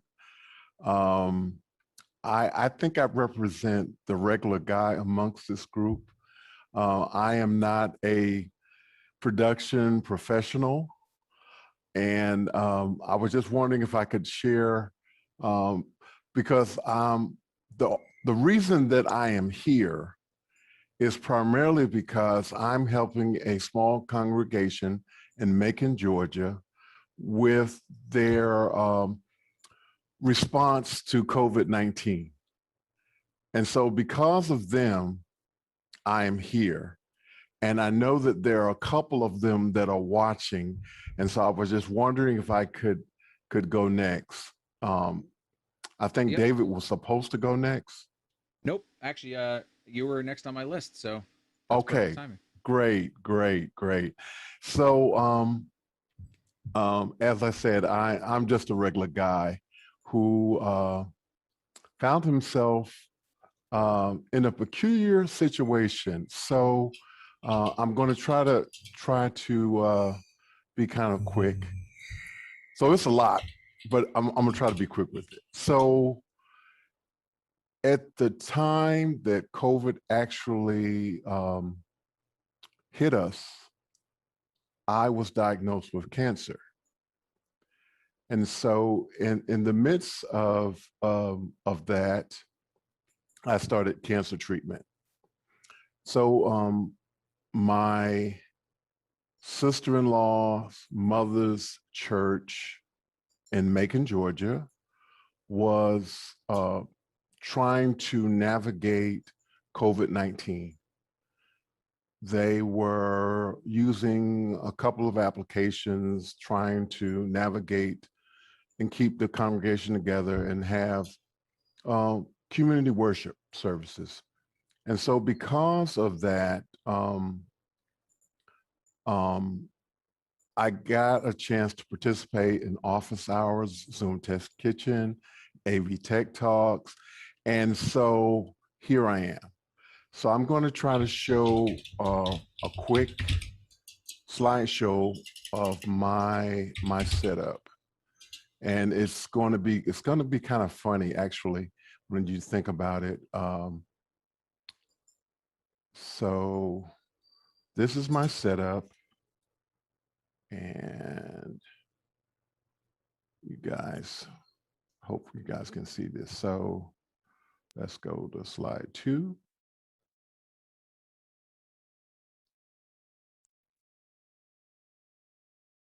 No, it's not working. You have to click on the actual slideshow window. There you go. Yeah, so I'm trying to do this on my iPad so that you guys can see this. So basically my setup is COVID-19 started, MacBook Pro 2012, Wi-Fi only. And I know you guys know that Wi-Fi only is a no-no, but that's all I had. And so I did the best I could with that. And so so then I got a little bit better. So I was able to get I had my old 2012 MacBook Pro. Then I got an ATEM Mini. But I didn't have a webcam. So, and my MacBook Pro webcam was really terrible, as you can imagine, 2012. So you can see there, I'm using my iPhone. So it was pretty good, but it's not great, wasn't great. So I started working with a small church in Macon, Georgia, video production for small congregation, 2012 up until now. So I'm actually doing video production with them now. And so now, 90 miles away, I'm doing video production with them, my MacBook Pro, and now I have a Video 1C, Video 1C. Okay, and I'm going to show you guys that in just a quick second. So this is my television, and this is the service.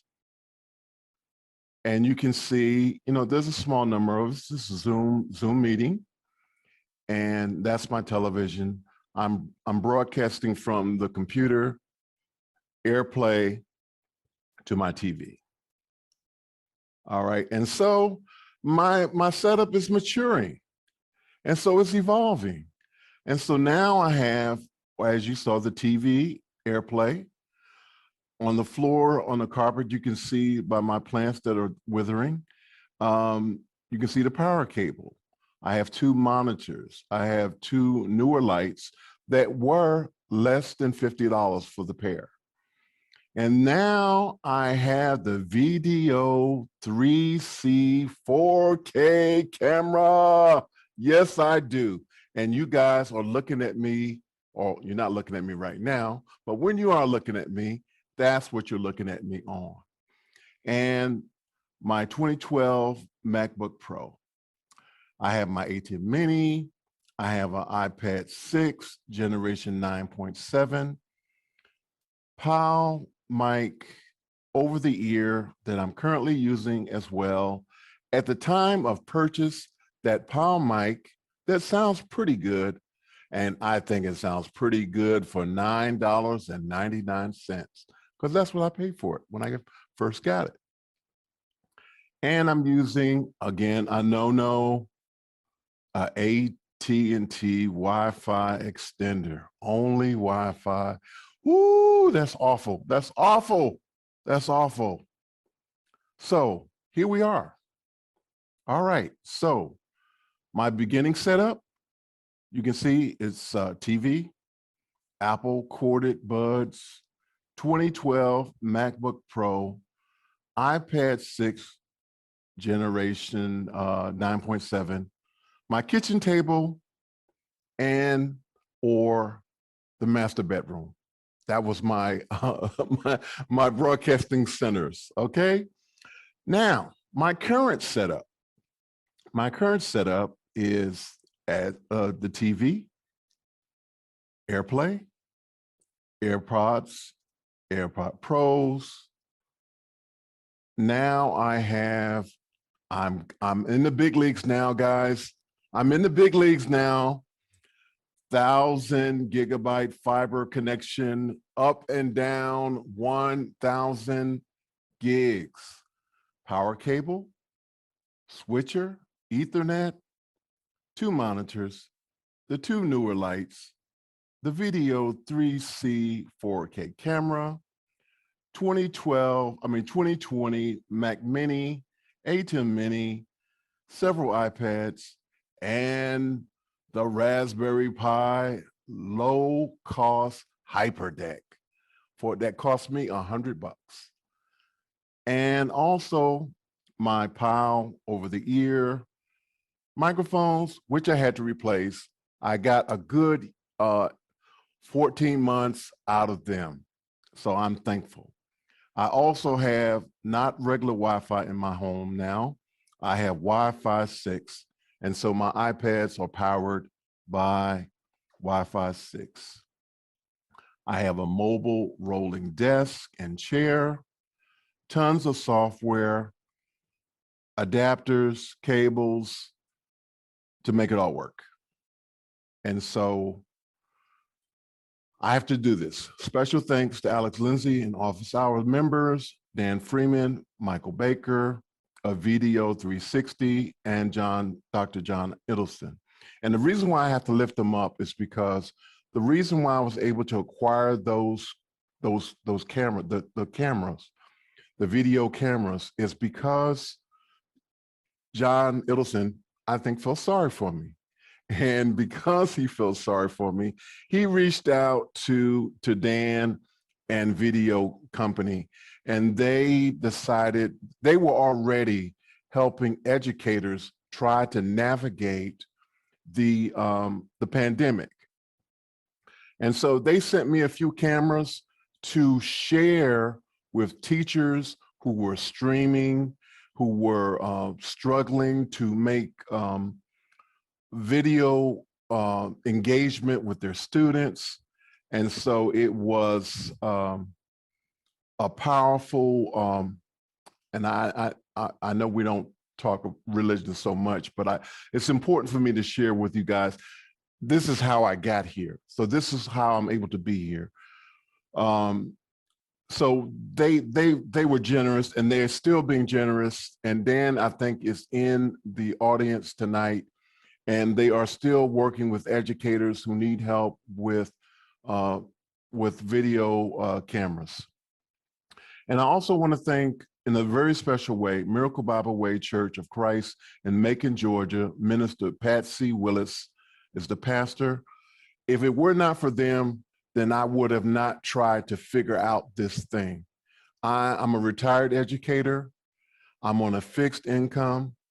And because I was working with this church, and my wife allowed me to spend some money and resources on this activity, I was able to help this church And I also want to thank the DVE store, and most importantly, the global family and friends that are too many to name. There's too many people that you know, I really can't name all of them.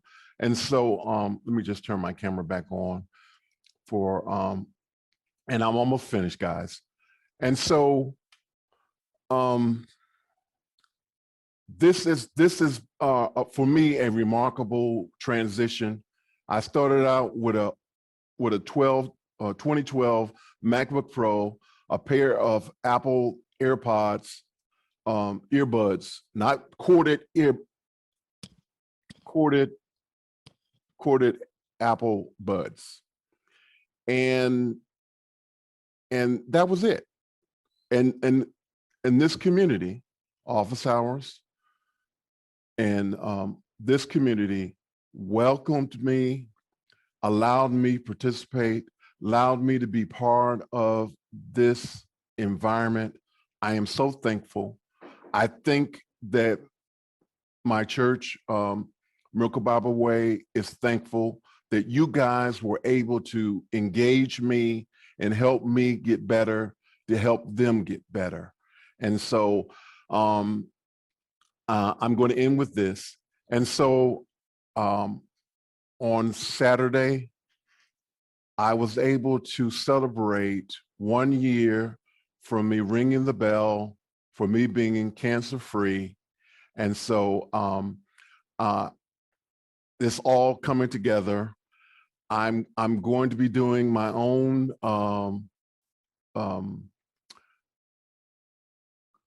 technology conversation to help regular people engage with technology that they have and how they may be able to turn regular technology into a job opportunity. And so I'll be starting that webinar on Wednesday night. My first guest is Dr. Hasmik Gagir of Cape Town, South Africa. He will be on at 3 a.m. for him.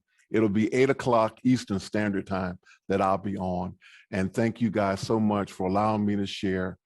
It's an amazing journey. Like I said, just a 2012 MacBook Pro that was okay, and earbuds. And I know you guys were laughing at me in the beginning because I came in and the sun was shining through the window and I was a silhouette, the commercial of the guy that's in the background, that was me. And so thank you guys so much for allowing me to share. Thank you. Tony, that's an amazing story, man. Great.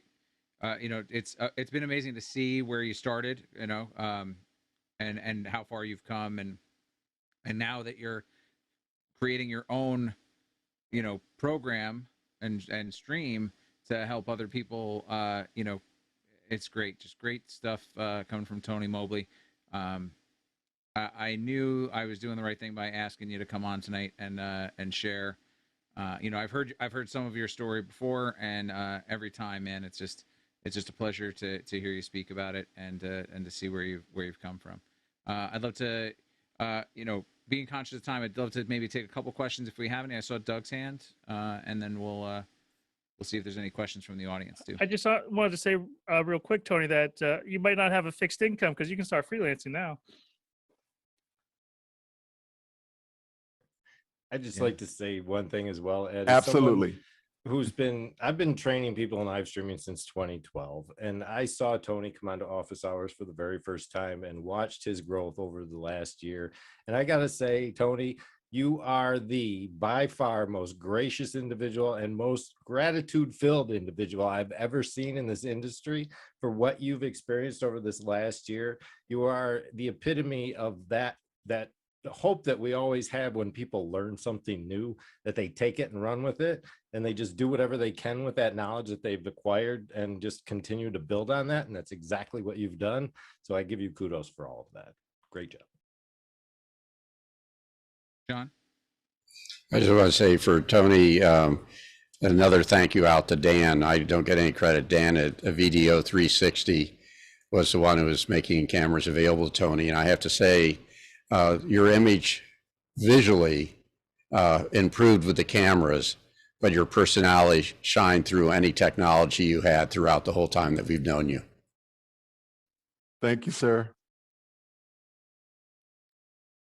Yeah, no, absolutely, absolutely. If there's, I know it's gonna be hard to follow that, but if anybody, first we'll take any last comments if there are any. Otherwise, I'm gonna move on.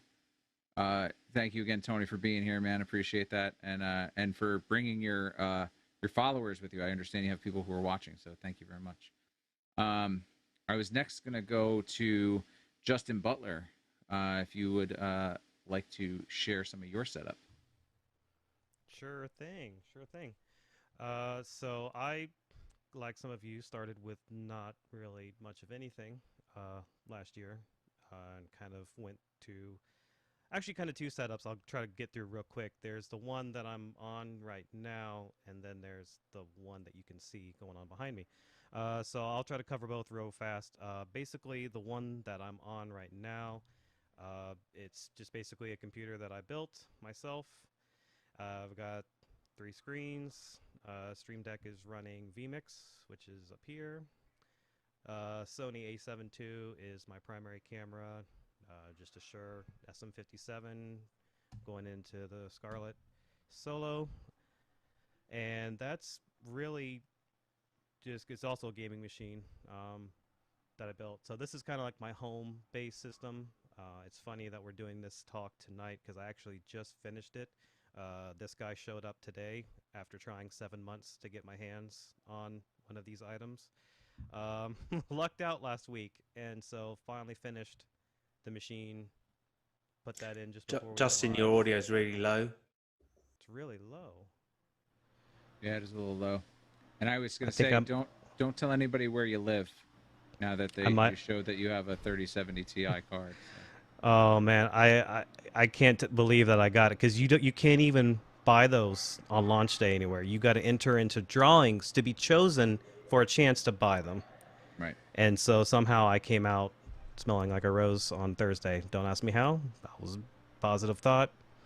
So my system that I've been working on slowly for months, after 7 months of waiting for video card, is finally done. So that's kind of my setup here, and I'm kind of getting an infinity setup going on, I see here.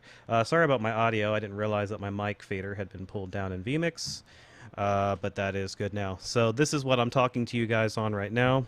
Obviously, you saw me. That's kind of like what this looks like here. So that's my main setup. And then to move on really fast, there is what I call my traveling vMix setup.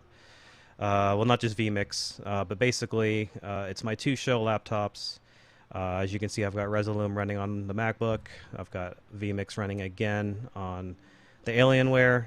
I've got 2 portable screens that I use on a kind of a makeshift stand that I kind of had to build myself because something like that doesn't exist. I've got my iPad there I use as a playback monitor device. So this is the setup I take. I'll be taking it out with me this weekend. Actually, I've got a client that I go up to where they are to put on a show. So I use vMix. I have my own vMix Pro license. Use it, swear by it, love it. It's good stuff. So I've taken this setup around a few places. These are just some setups where I've used it, taken it around town. So it's been, like I said, slow building this stuff. But yeah, I mean, that's what we've been doing, right? Just as live events are kind of starting to come back for me. But no, it's still been a good experience. I'm still glad that I have this stuff. It's still very useful. Awesome. So that's more or less my setup. I don't know if anybody... that's the kind of the fast version, because I know we got a couple more people that's trying to go still, so I didn't want to take up David, too much time. You got a question for Justin? Just a quick question. It's the first time I've seen another Resolume user in the wild. How is it that you're using it in production? Mostly LED walls. In this particular case, it's going to be used on a LED wall for a studio set I've got coming up this on Friday. So LED wall mostly. I haven't used it. I've used it for video playback and a pinch before, but LED walls cool. is the main thing. Very cool. Very cool. And then, you had done our Raspberry Pi, Companion Pi episode last year. Are you using Companion Pi still for your Stream Decks and stuff? And oh yeah. Let me move out of the way. It's sitting right here. So yeah, Stream Deck's running off of that. It's in a different case than when I did the presentation. It's now in a case of a screen, so I can get my IP address on whatever network I'm on. Nice. Yeah, because it's just when you take it out, having the fixed IP works until you show up to a show site with somebody else's network already set up, and it's just easier to DHCP it, and I go from there, and I haven't had any problems moving from venue to venue. That's great. Very cool, man. Very cool setup. Great. Do we have any other Leland? Looks like you have your hand up. I've got a question, and it's kind of specific to all those folks who are doing some of these larger events with these mobile studios. Dave Knowles and I'm sorry, I missed the last person, Justin Baker as well, and some of the others that have taken on some of these larger projects.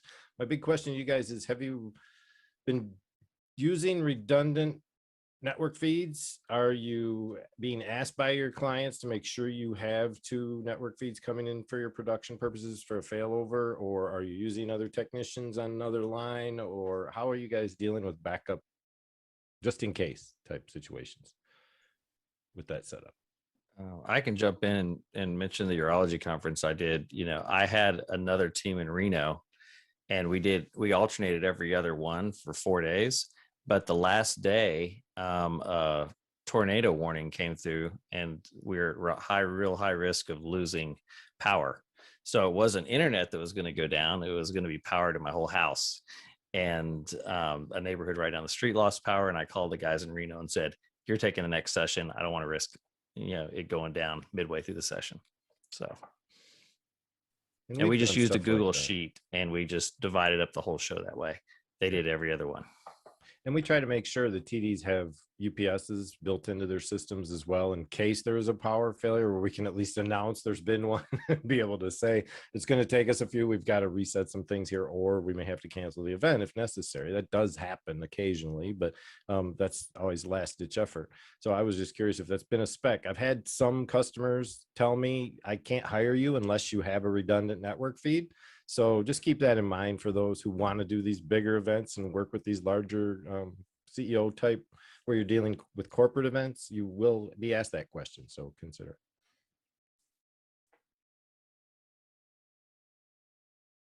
Cool. Any other Leo? You got your hand up? Yeah, so just answering that question in a slightly lower cost answer. We use these all the time. The 4G routers. We plug the 4th port, always goes into the to the LAN of the venue, so that then gives us their internet. But if their internet dies, we switch over. So I test it always before we go live.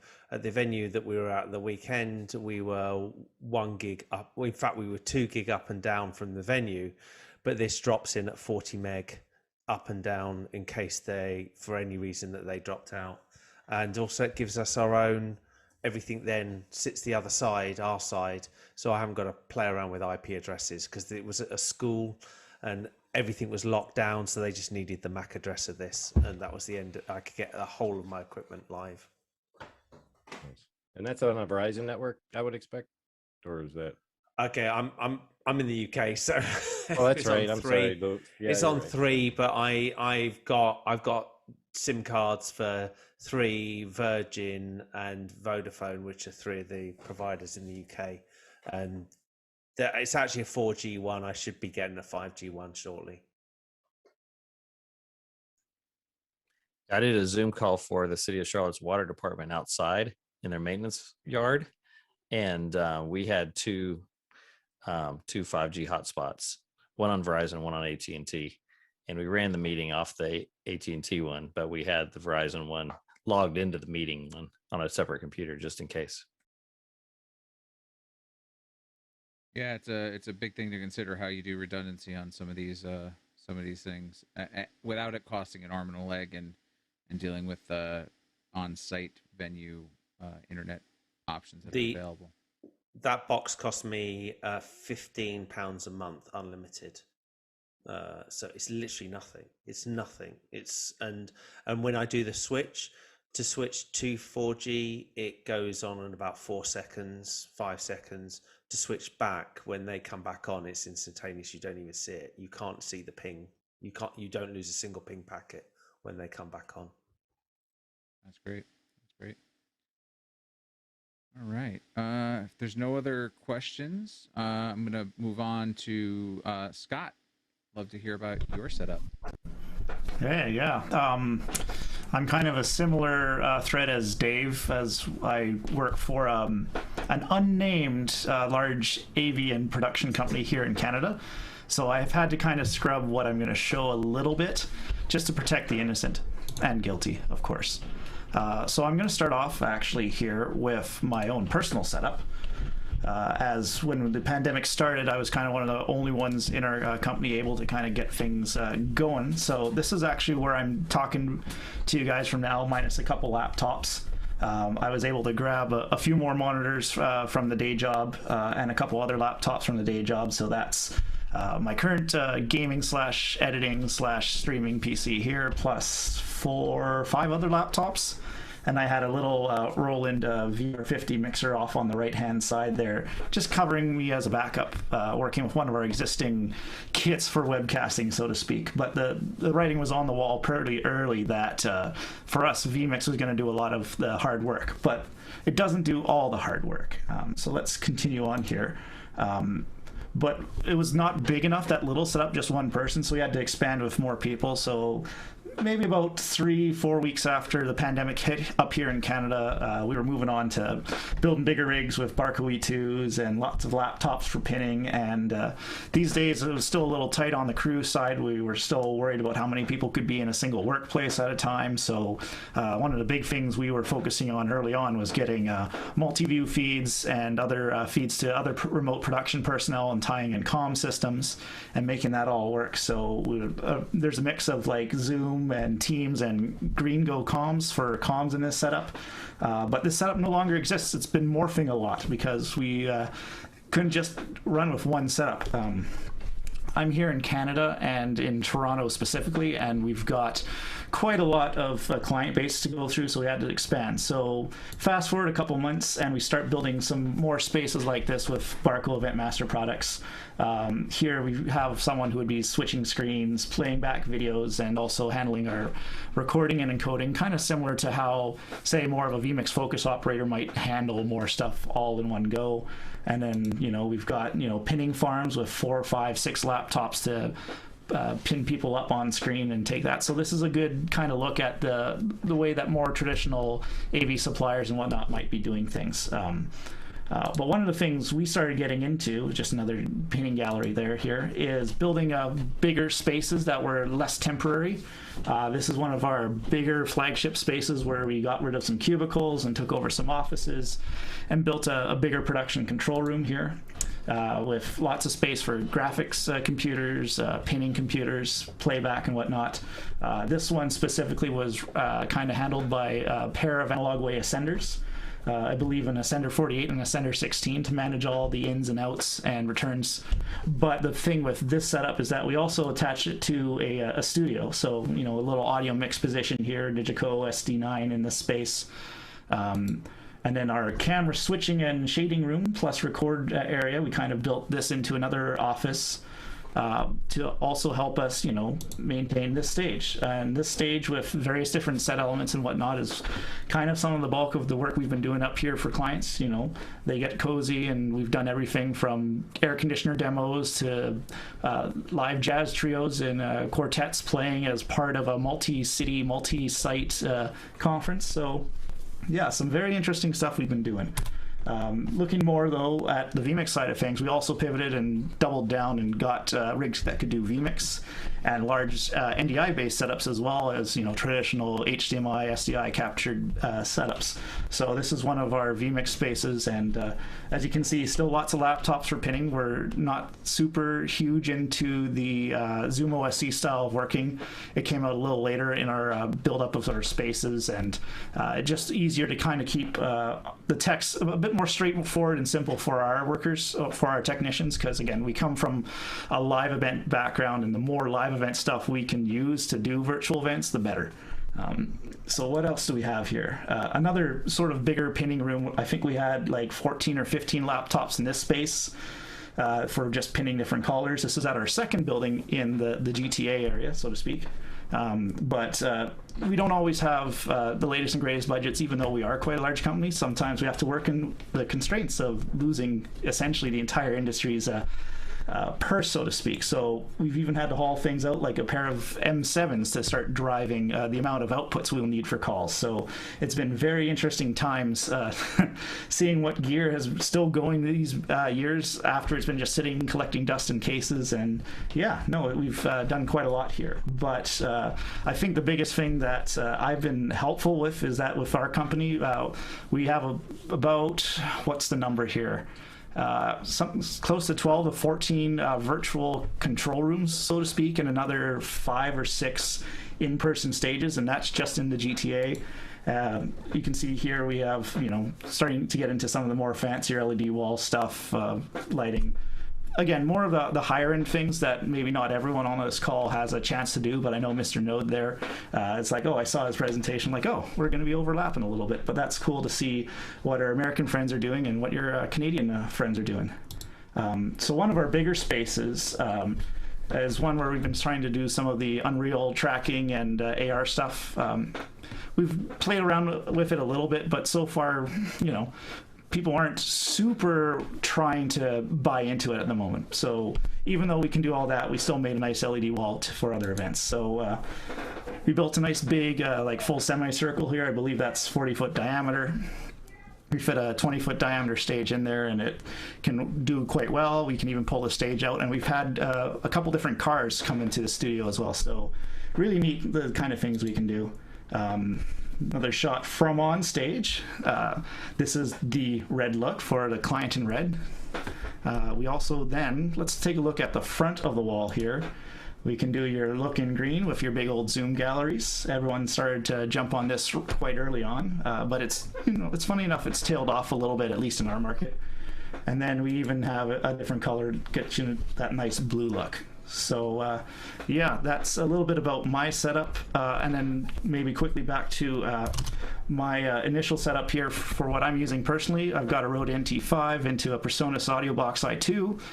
My camera's actually an iPhone 8 using the NDI-HX app, and yeah, I don't wear headphones. I just have a fairly well done mix minus with some compression and gating, and I'm using a Voice Meter Potato to help with that. And yeah, that's really about it for me. That's I'm really jealous. cool. Yeah, seriously. We actually we did have a Josh Kaufman just asked, Scott, in your product demo space, are you using projectors for an active background?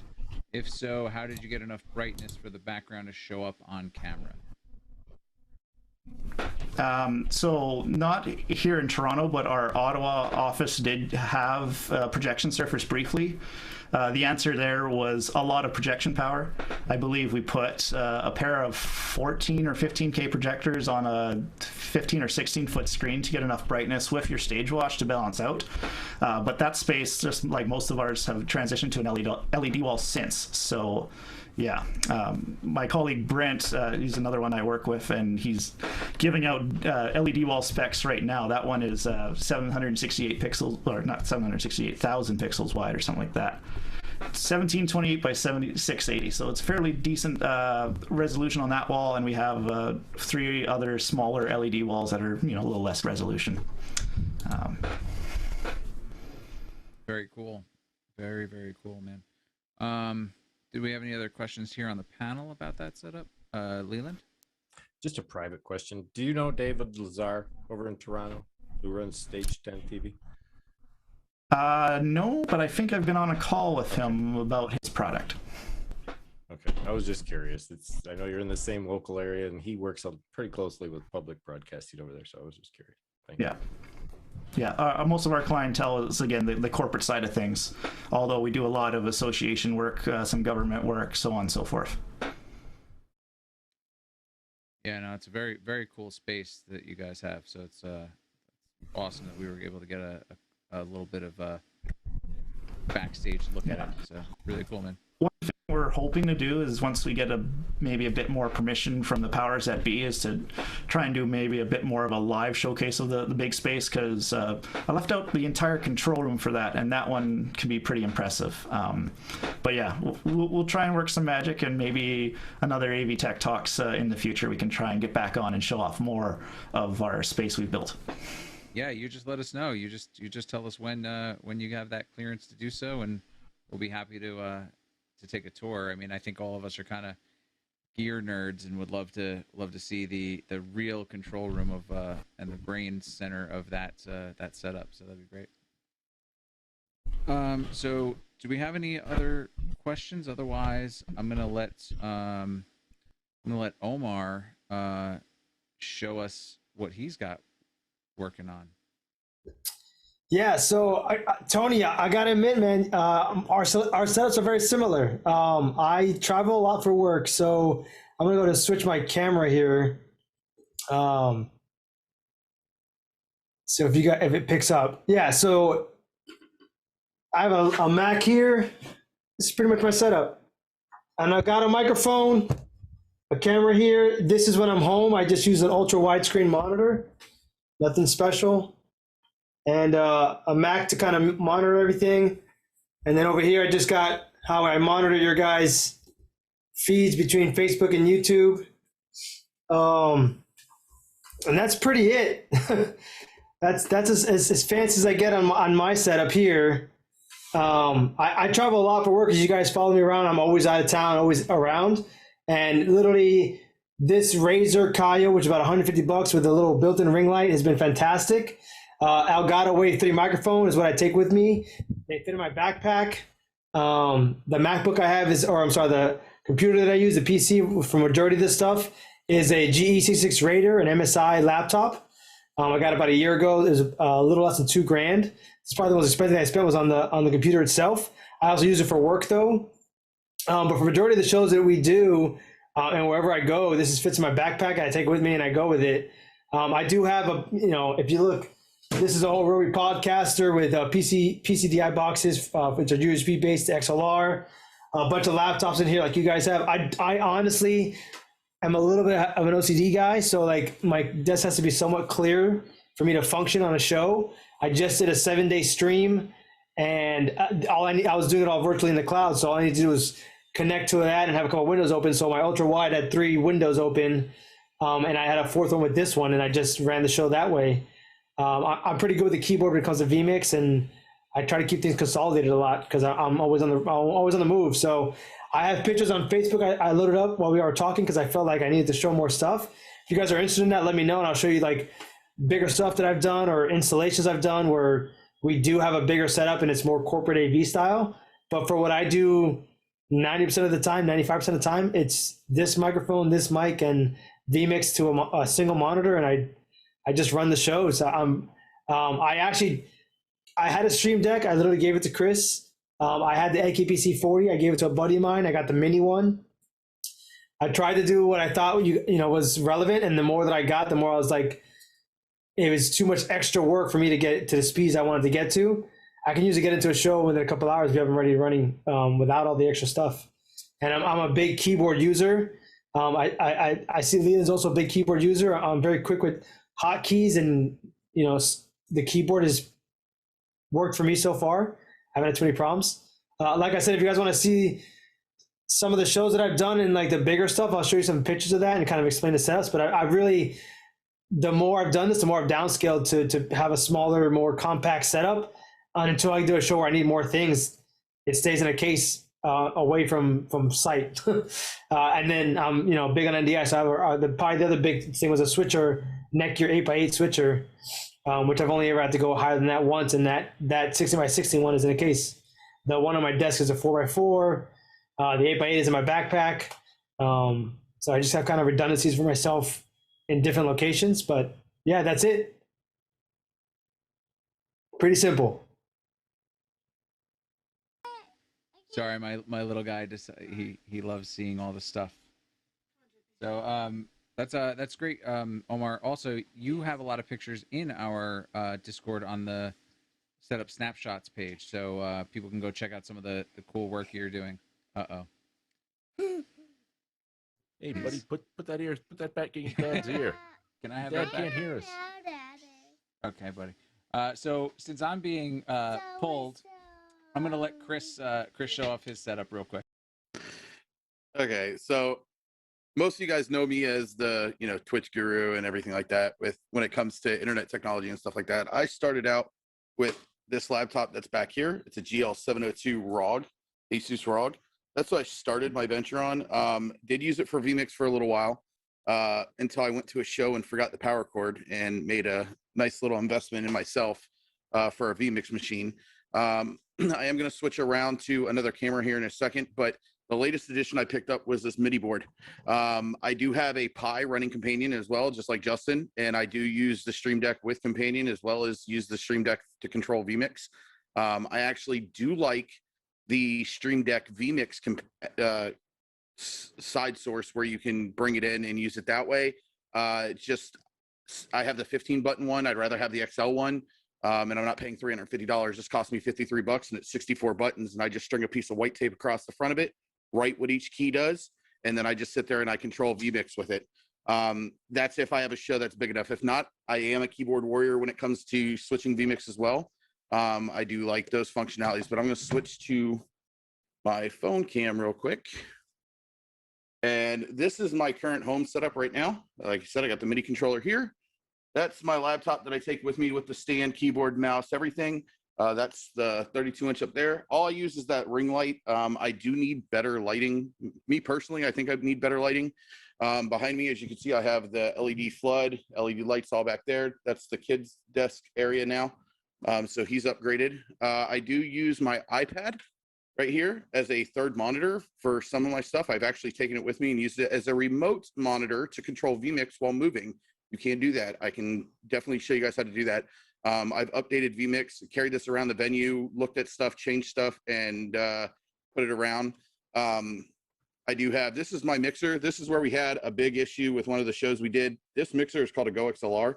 It's mainly a streaming cue type mixer. It's not really a production mixer, but it does loop back in itself with the machine. So for that, I bought this little guy right here. That was $50. It's a one-line in pile mixer. And what I do is I line out from there into there, and it solves all my loopback problems to bring it into there. I NDI when I'm streaming. I can show you right here real quick. Wrong mouse. I have 3 mice. So as you can see, I NDI everything into my stream. So everything that comes from this computer here goes to that computer. I don't use KVM switches at home. And the reason why I don't use a KVM switch through anything at home is because Twitch doesn't play nice with KVM switches. So I'm going to walk over real quick and I'm going to show you my desktop setup. And then I'll come back and talk about it a little bit because the mic is stationary. By the way, my mic that I use is an Audio-Technica 2020. I fell in love with this mic. I do want a Shure SMB7, but I don't want to spend $500 right now. This is probably my favorite mic that I've ever heard, tested, played with, anything. I started out with a $30 Amazon Basics Yazoo mic, and I actually take that with me on the road. And people always ask me, what kind of mic do you have? Because you sound like a professional broadcaster. And no, it's really not that big of a mic. So it's all about how you set it up. And thanks to Ed, he kind of got me in, helped me one day, we got into a Zoom call. He helped me adjust everything and get it set up right. But I'm going to take my headset off real quick and just walk over and just give you guys a real quick peek at the power machine running behind everything.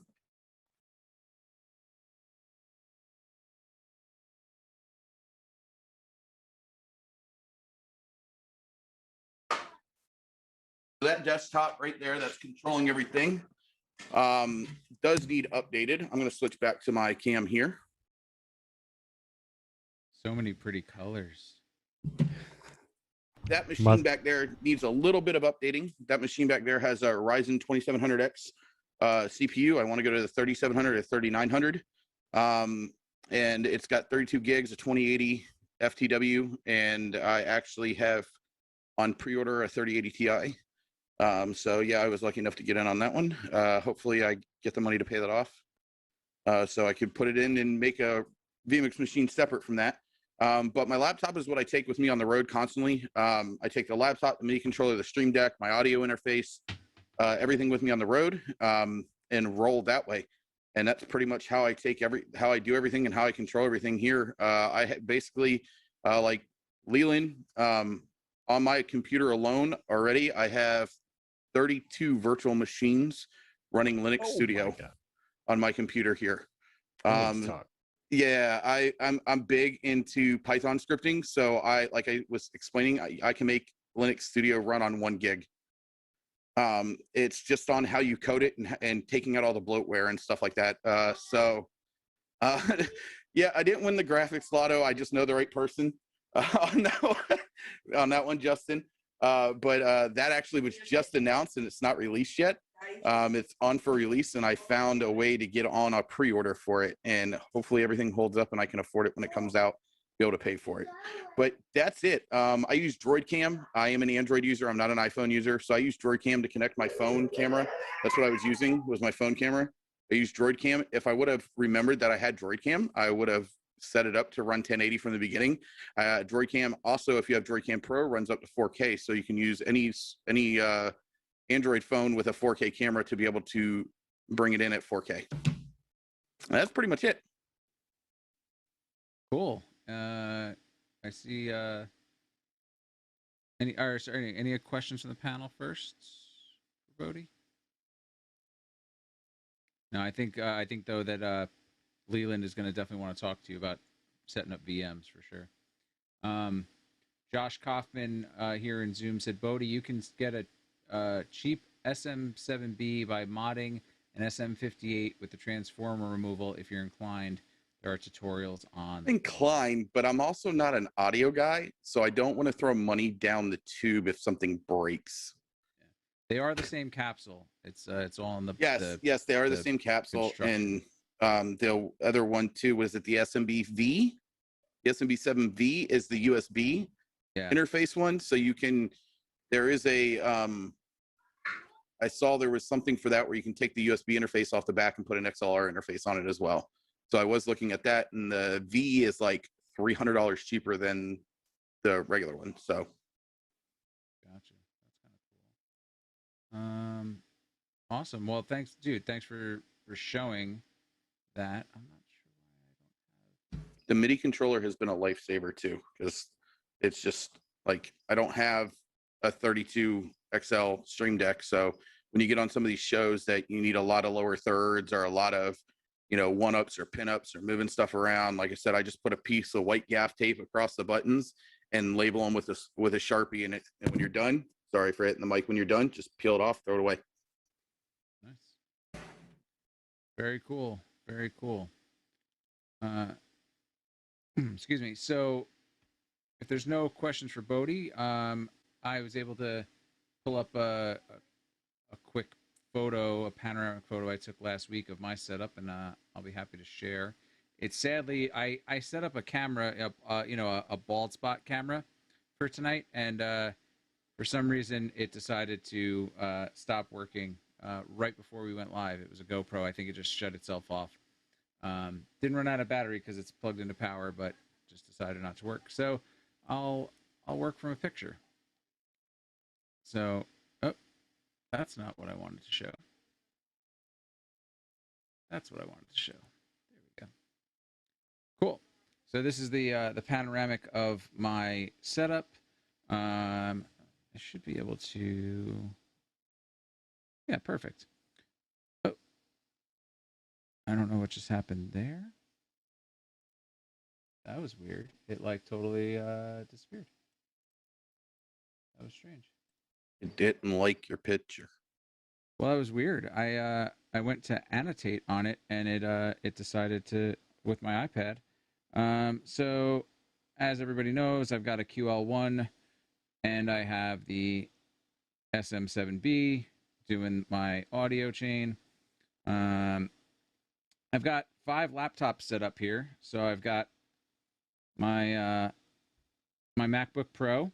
That was the only thing I had for a long time. And when I actually started doing the first things I was doing as a contributor was on Brian Maddox's Audio Opinion show, and I was actually using my iPad that I'm using right now to kind of annotate on.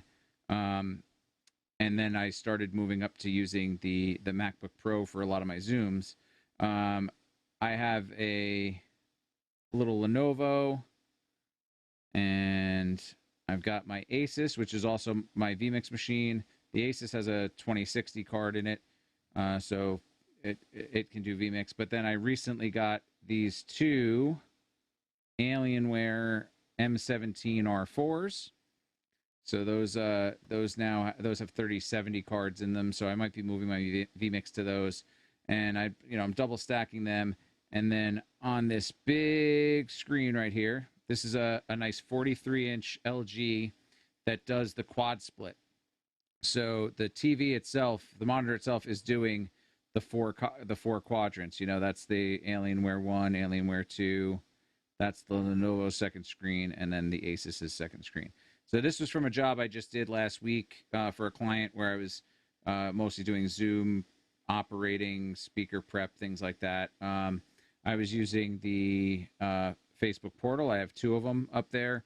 I was bumping the breakout rooms because we were using a set of breakout rooms. As you can see, this one has a message. That workflow, I had a couple breakout rooms. I had an off stage one and an on stage one. And if you ended up off stage, I was just sending a virtual background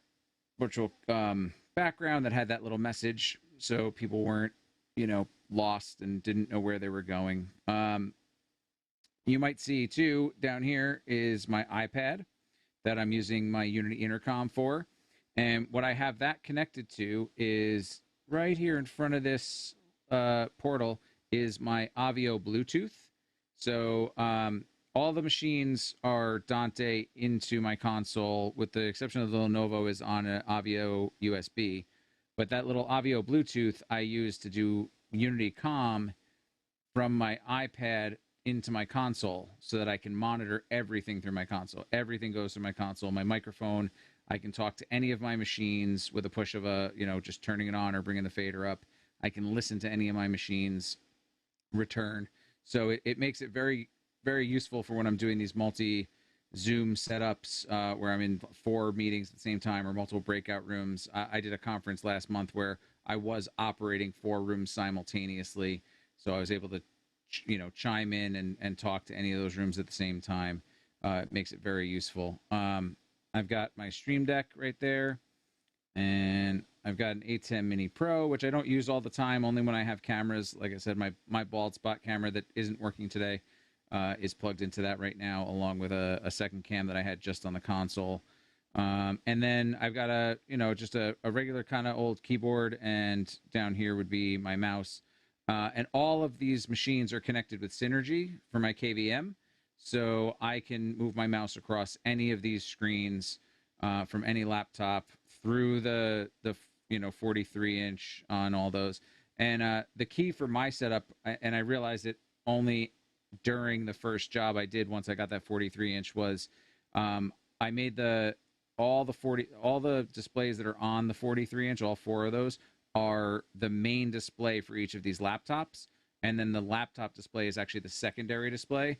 That way, if I'm doing any captures that have to happen on a second screen, I don't have to pass through something I'm capturing with my mouse to get to a different computer. So that was kind of the way I set that up. And this setup is gotten fine-tuned. It did not start this big. It didn't start this sophisticated, and it hasn't been this easy. When I was doing like Chris was doing with multiple mouse and using the keyboards on, when I had only 3 machines between the MacBook, the Lenovo, and the Asus, that was like awful. I'll just say awful. Yeah, it was terrible. Not a good workflow. And then once I moved to this, it was far better and nicer. And obviously, like I said, this is a panoramic. You can kind of see the walls of my house are red, and then my green screen is right there. They couldn't be any more opposite or non-complementary to each other for keying anything. And then, of course, now I use my, I'll stop my share. I've got my Brio cam. Oh, I didn't actually, wait, I'm going to start that. I'm going to share that thing for one more second just so you can see how I have it hooked up now.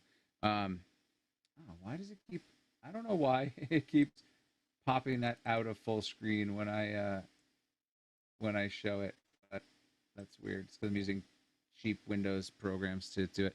So my Brio cam is sitting. Hey! You watch your tongue over there, young man.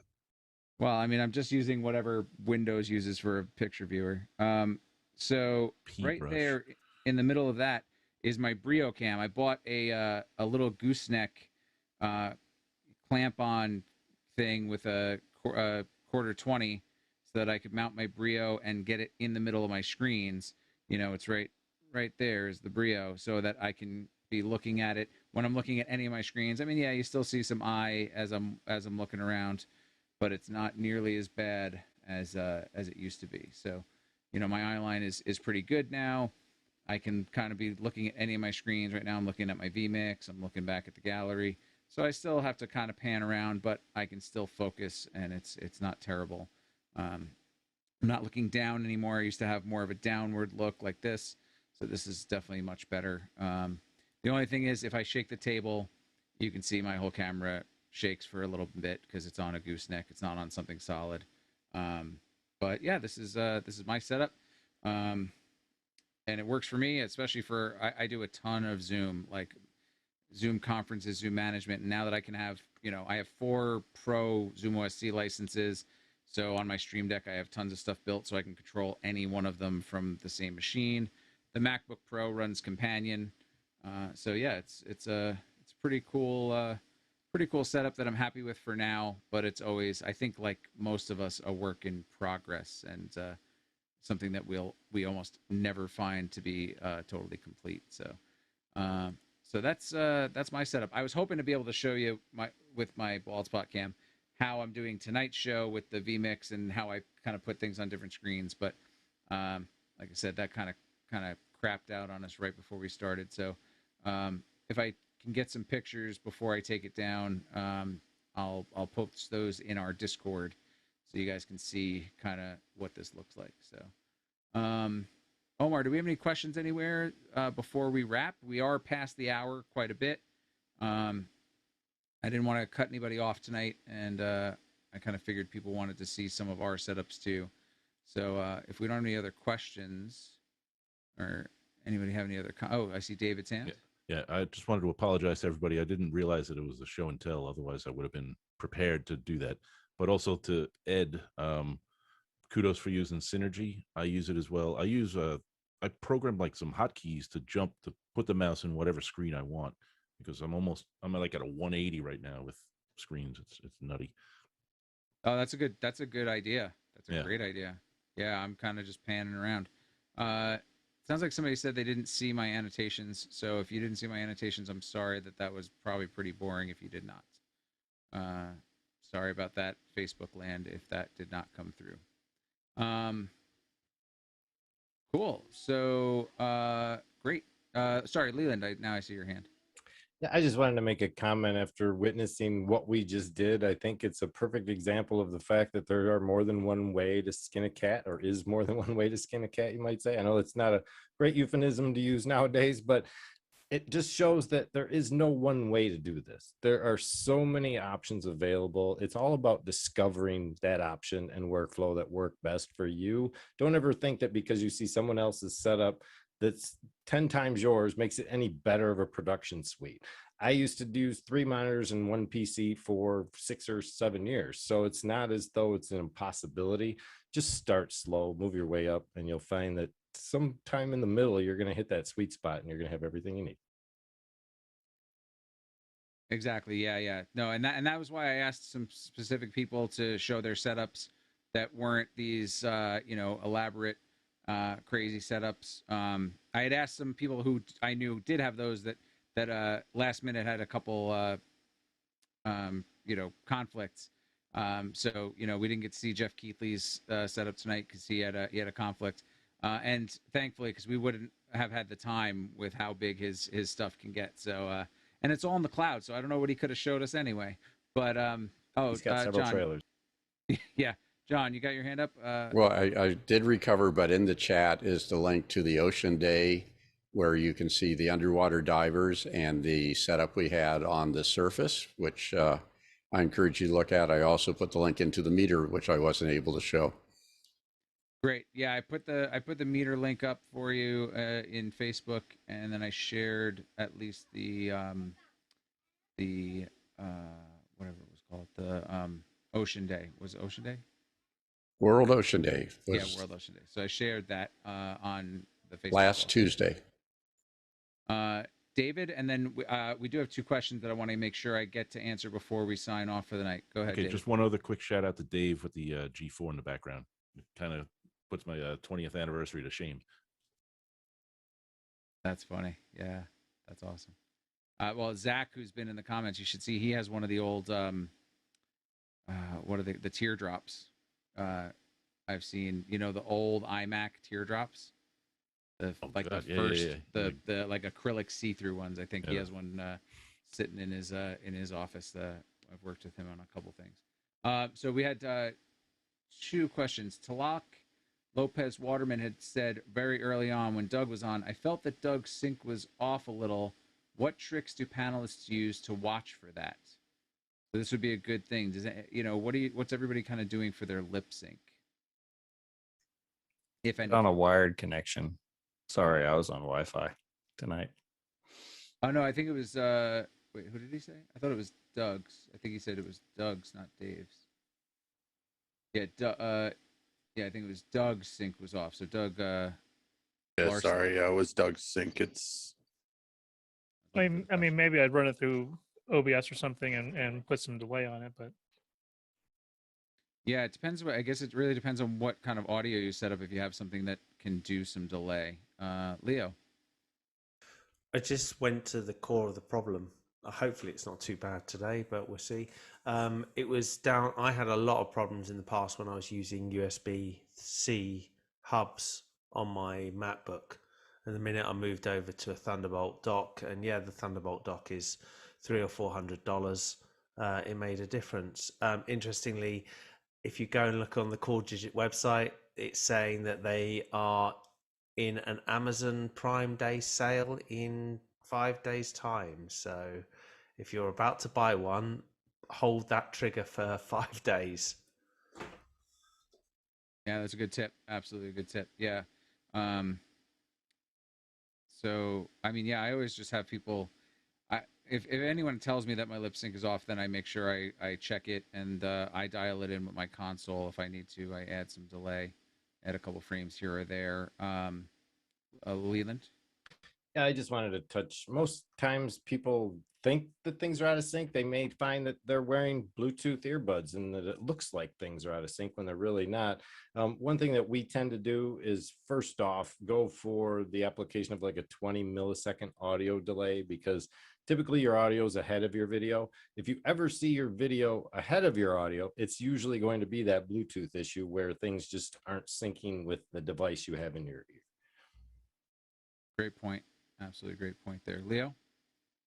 And just to follow from what Leland has just said there, I'm on the ME M6 Pros. They're Bluetooth 5s. So you need to be on Bluetooth 5. If you're not on Bluetooth 5, you're just going to be all over the place. And only ever use them for monitoring, never ever for audio setup or for use the microphone. The microphone might as well be taped and thrown away.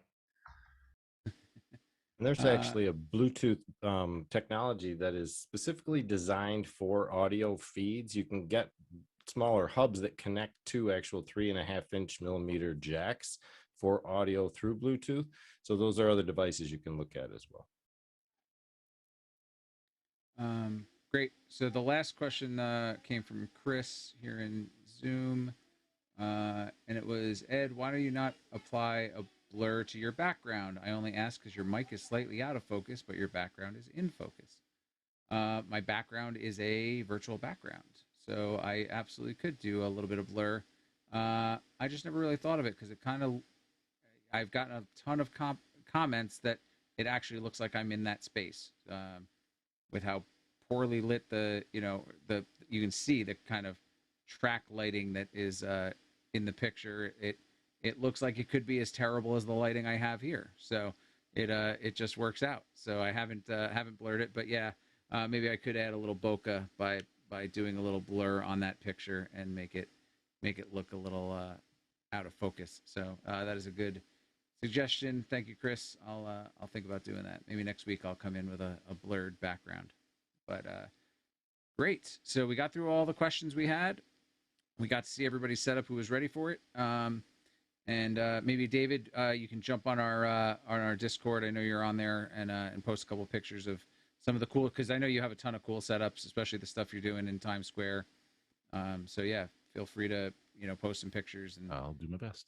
We encourage everybody to go check out our Discord. That's where the conversations happen between episodes. I think Omar, did we lose Omar? Oh, Omar, I know is helping somebody out who already is registered for the AV Tech Talk Summit. So I know he said he's doing a support ticket on that. So yeah, if you haven't done that yet, you can make sure you check out the link. I will go find it and make sure I post it again.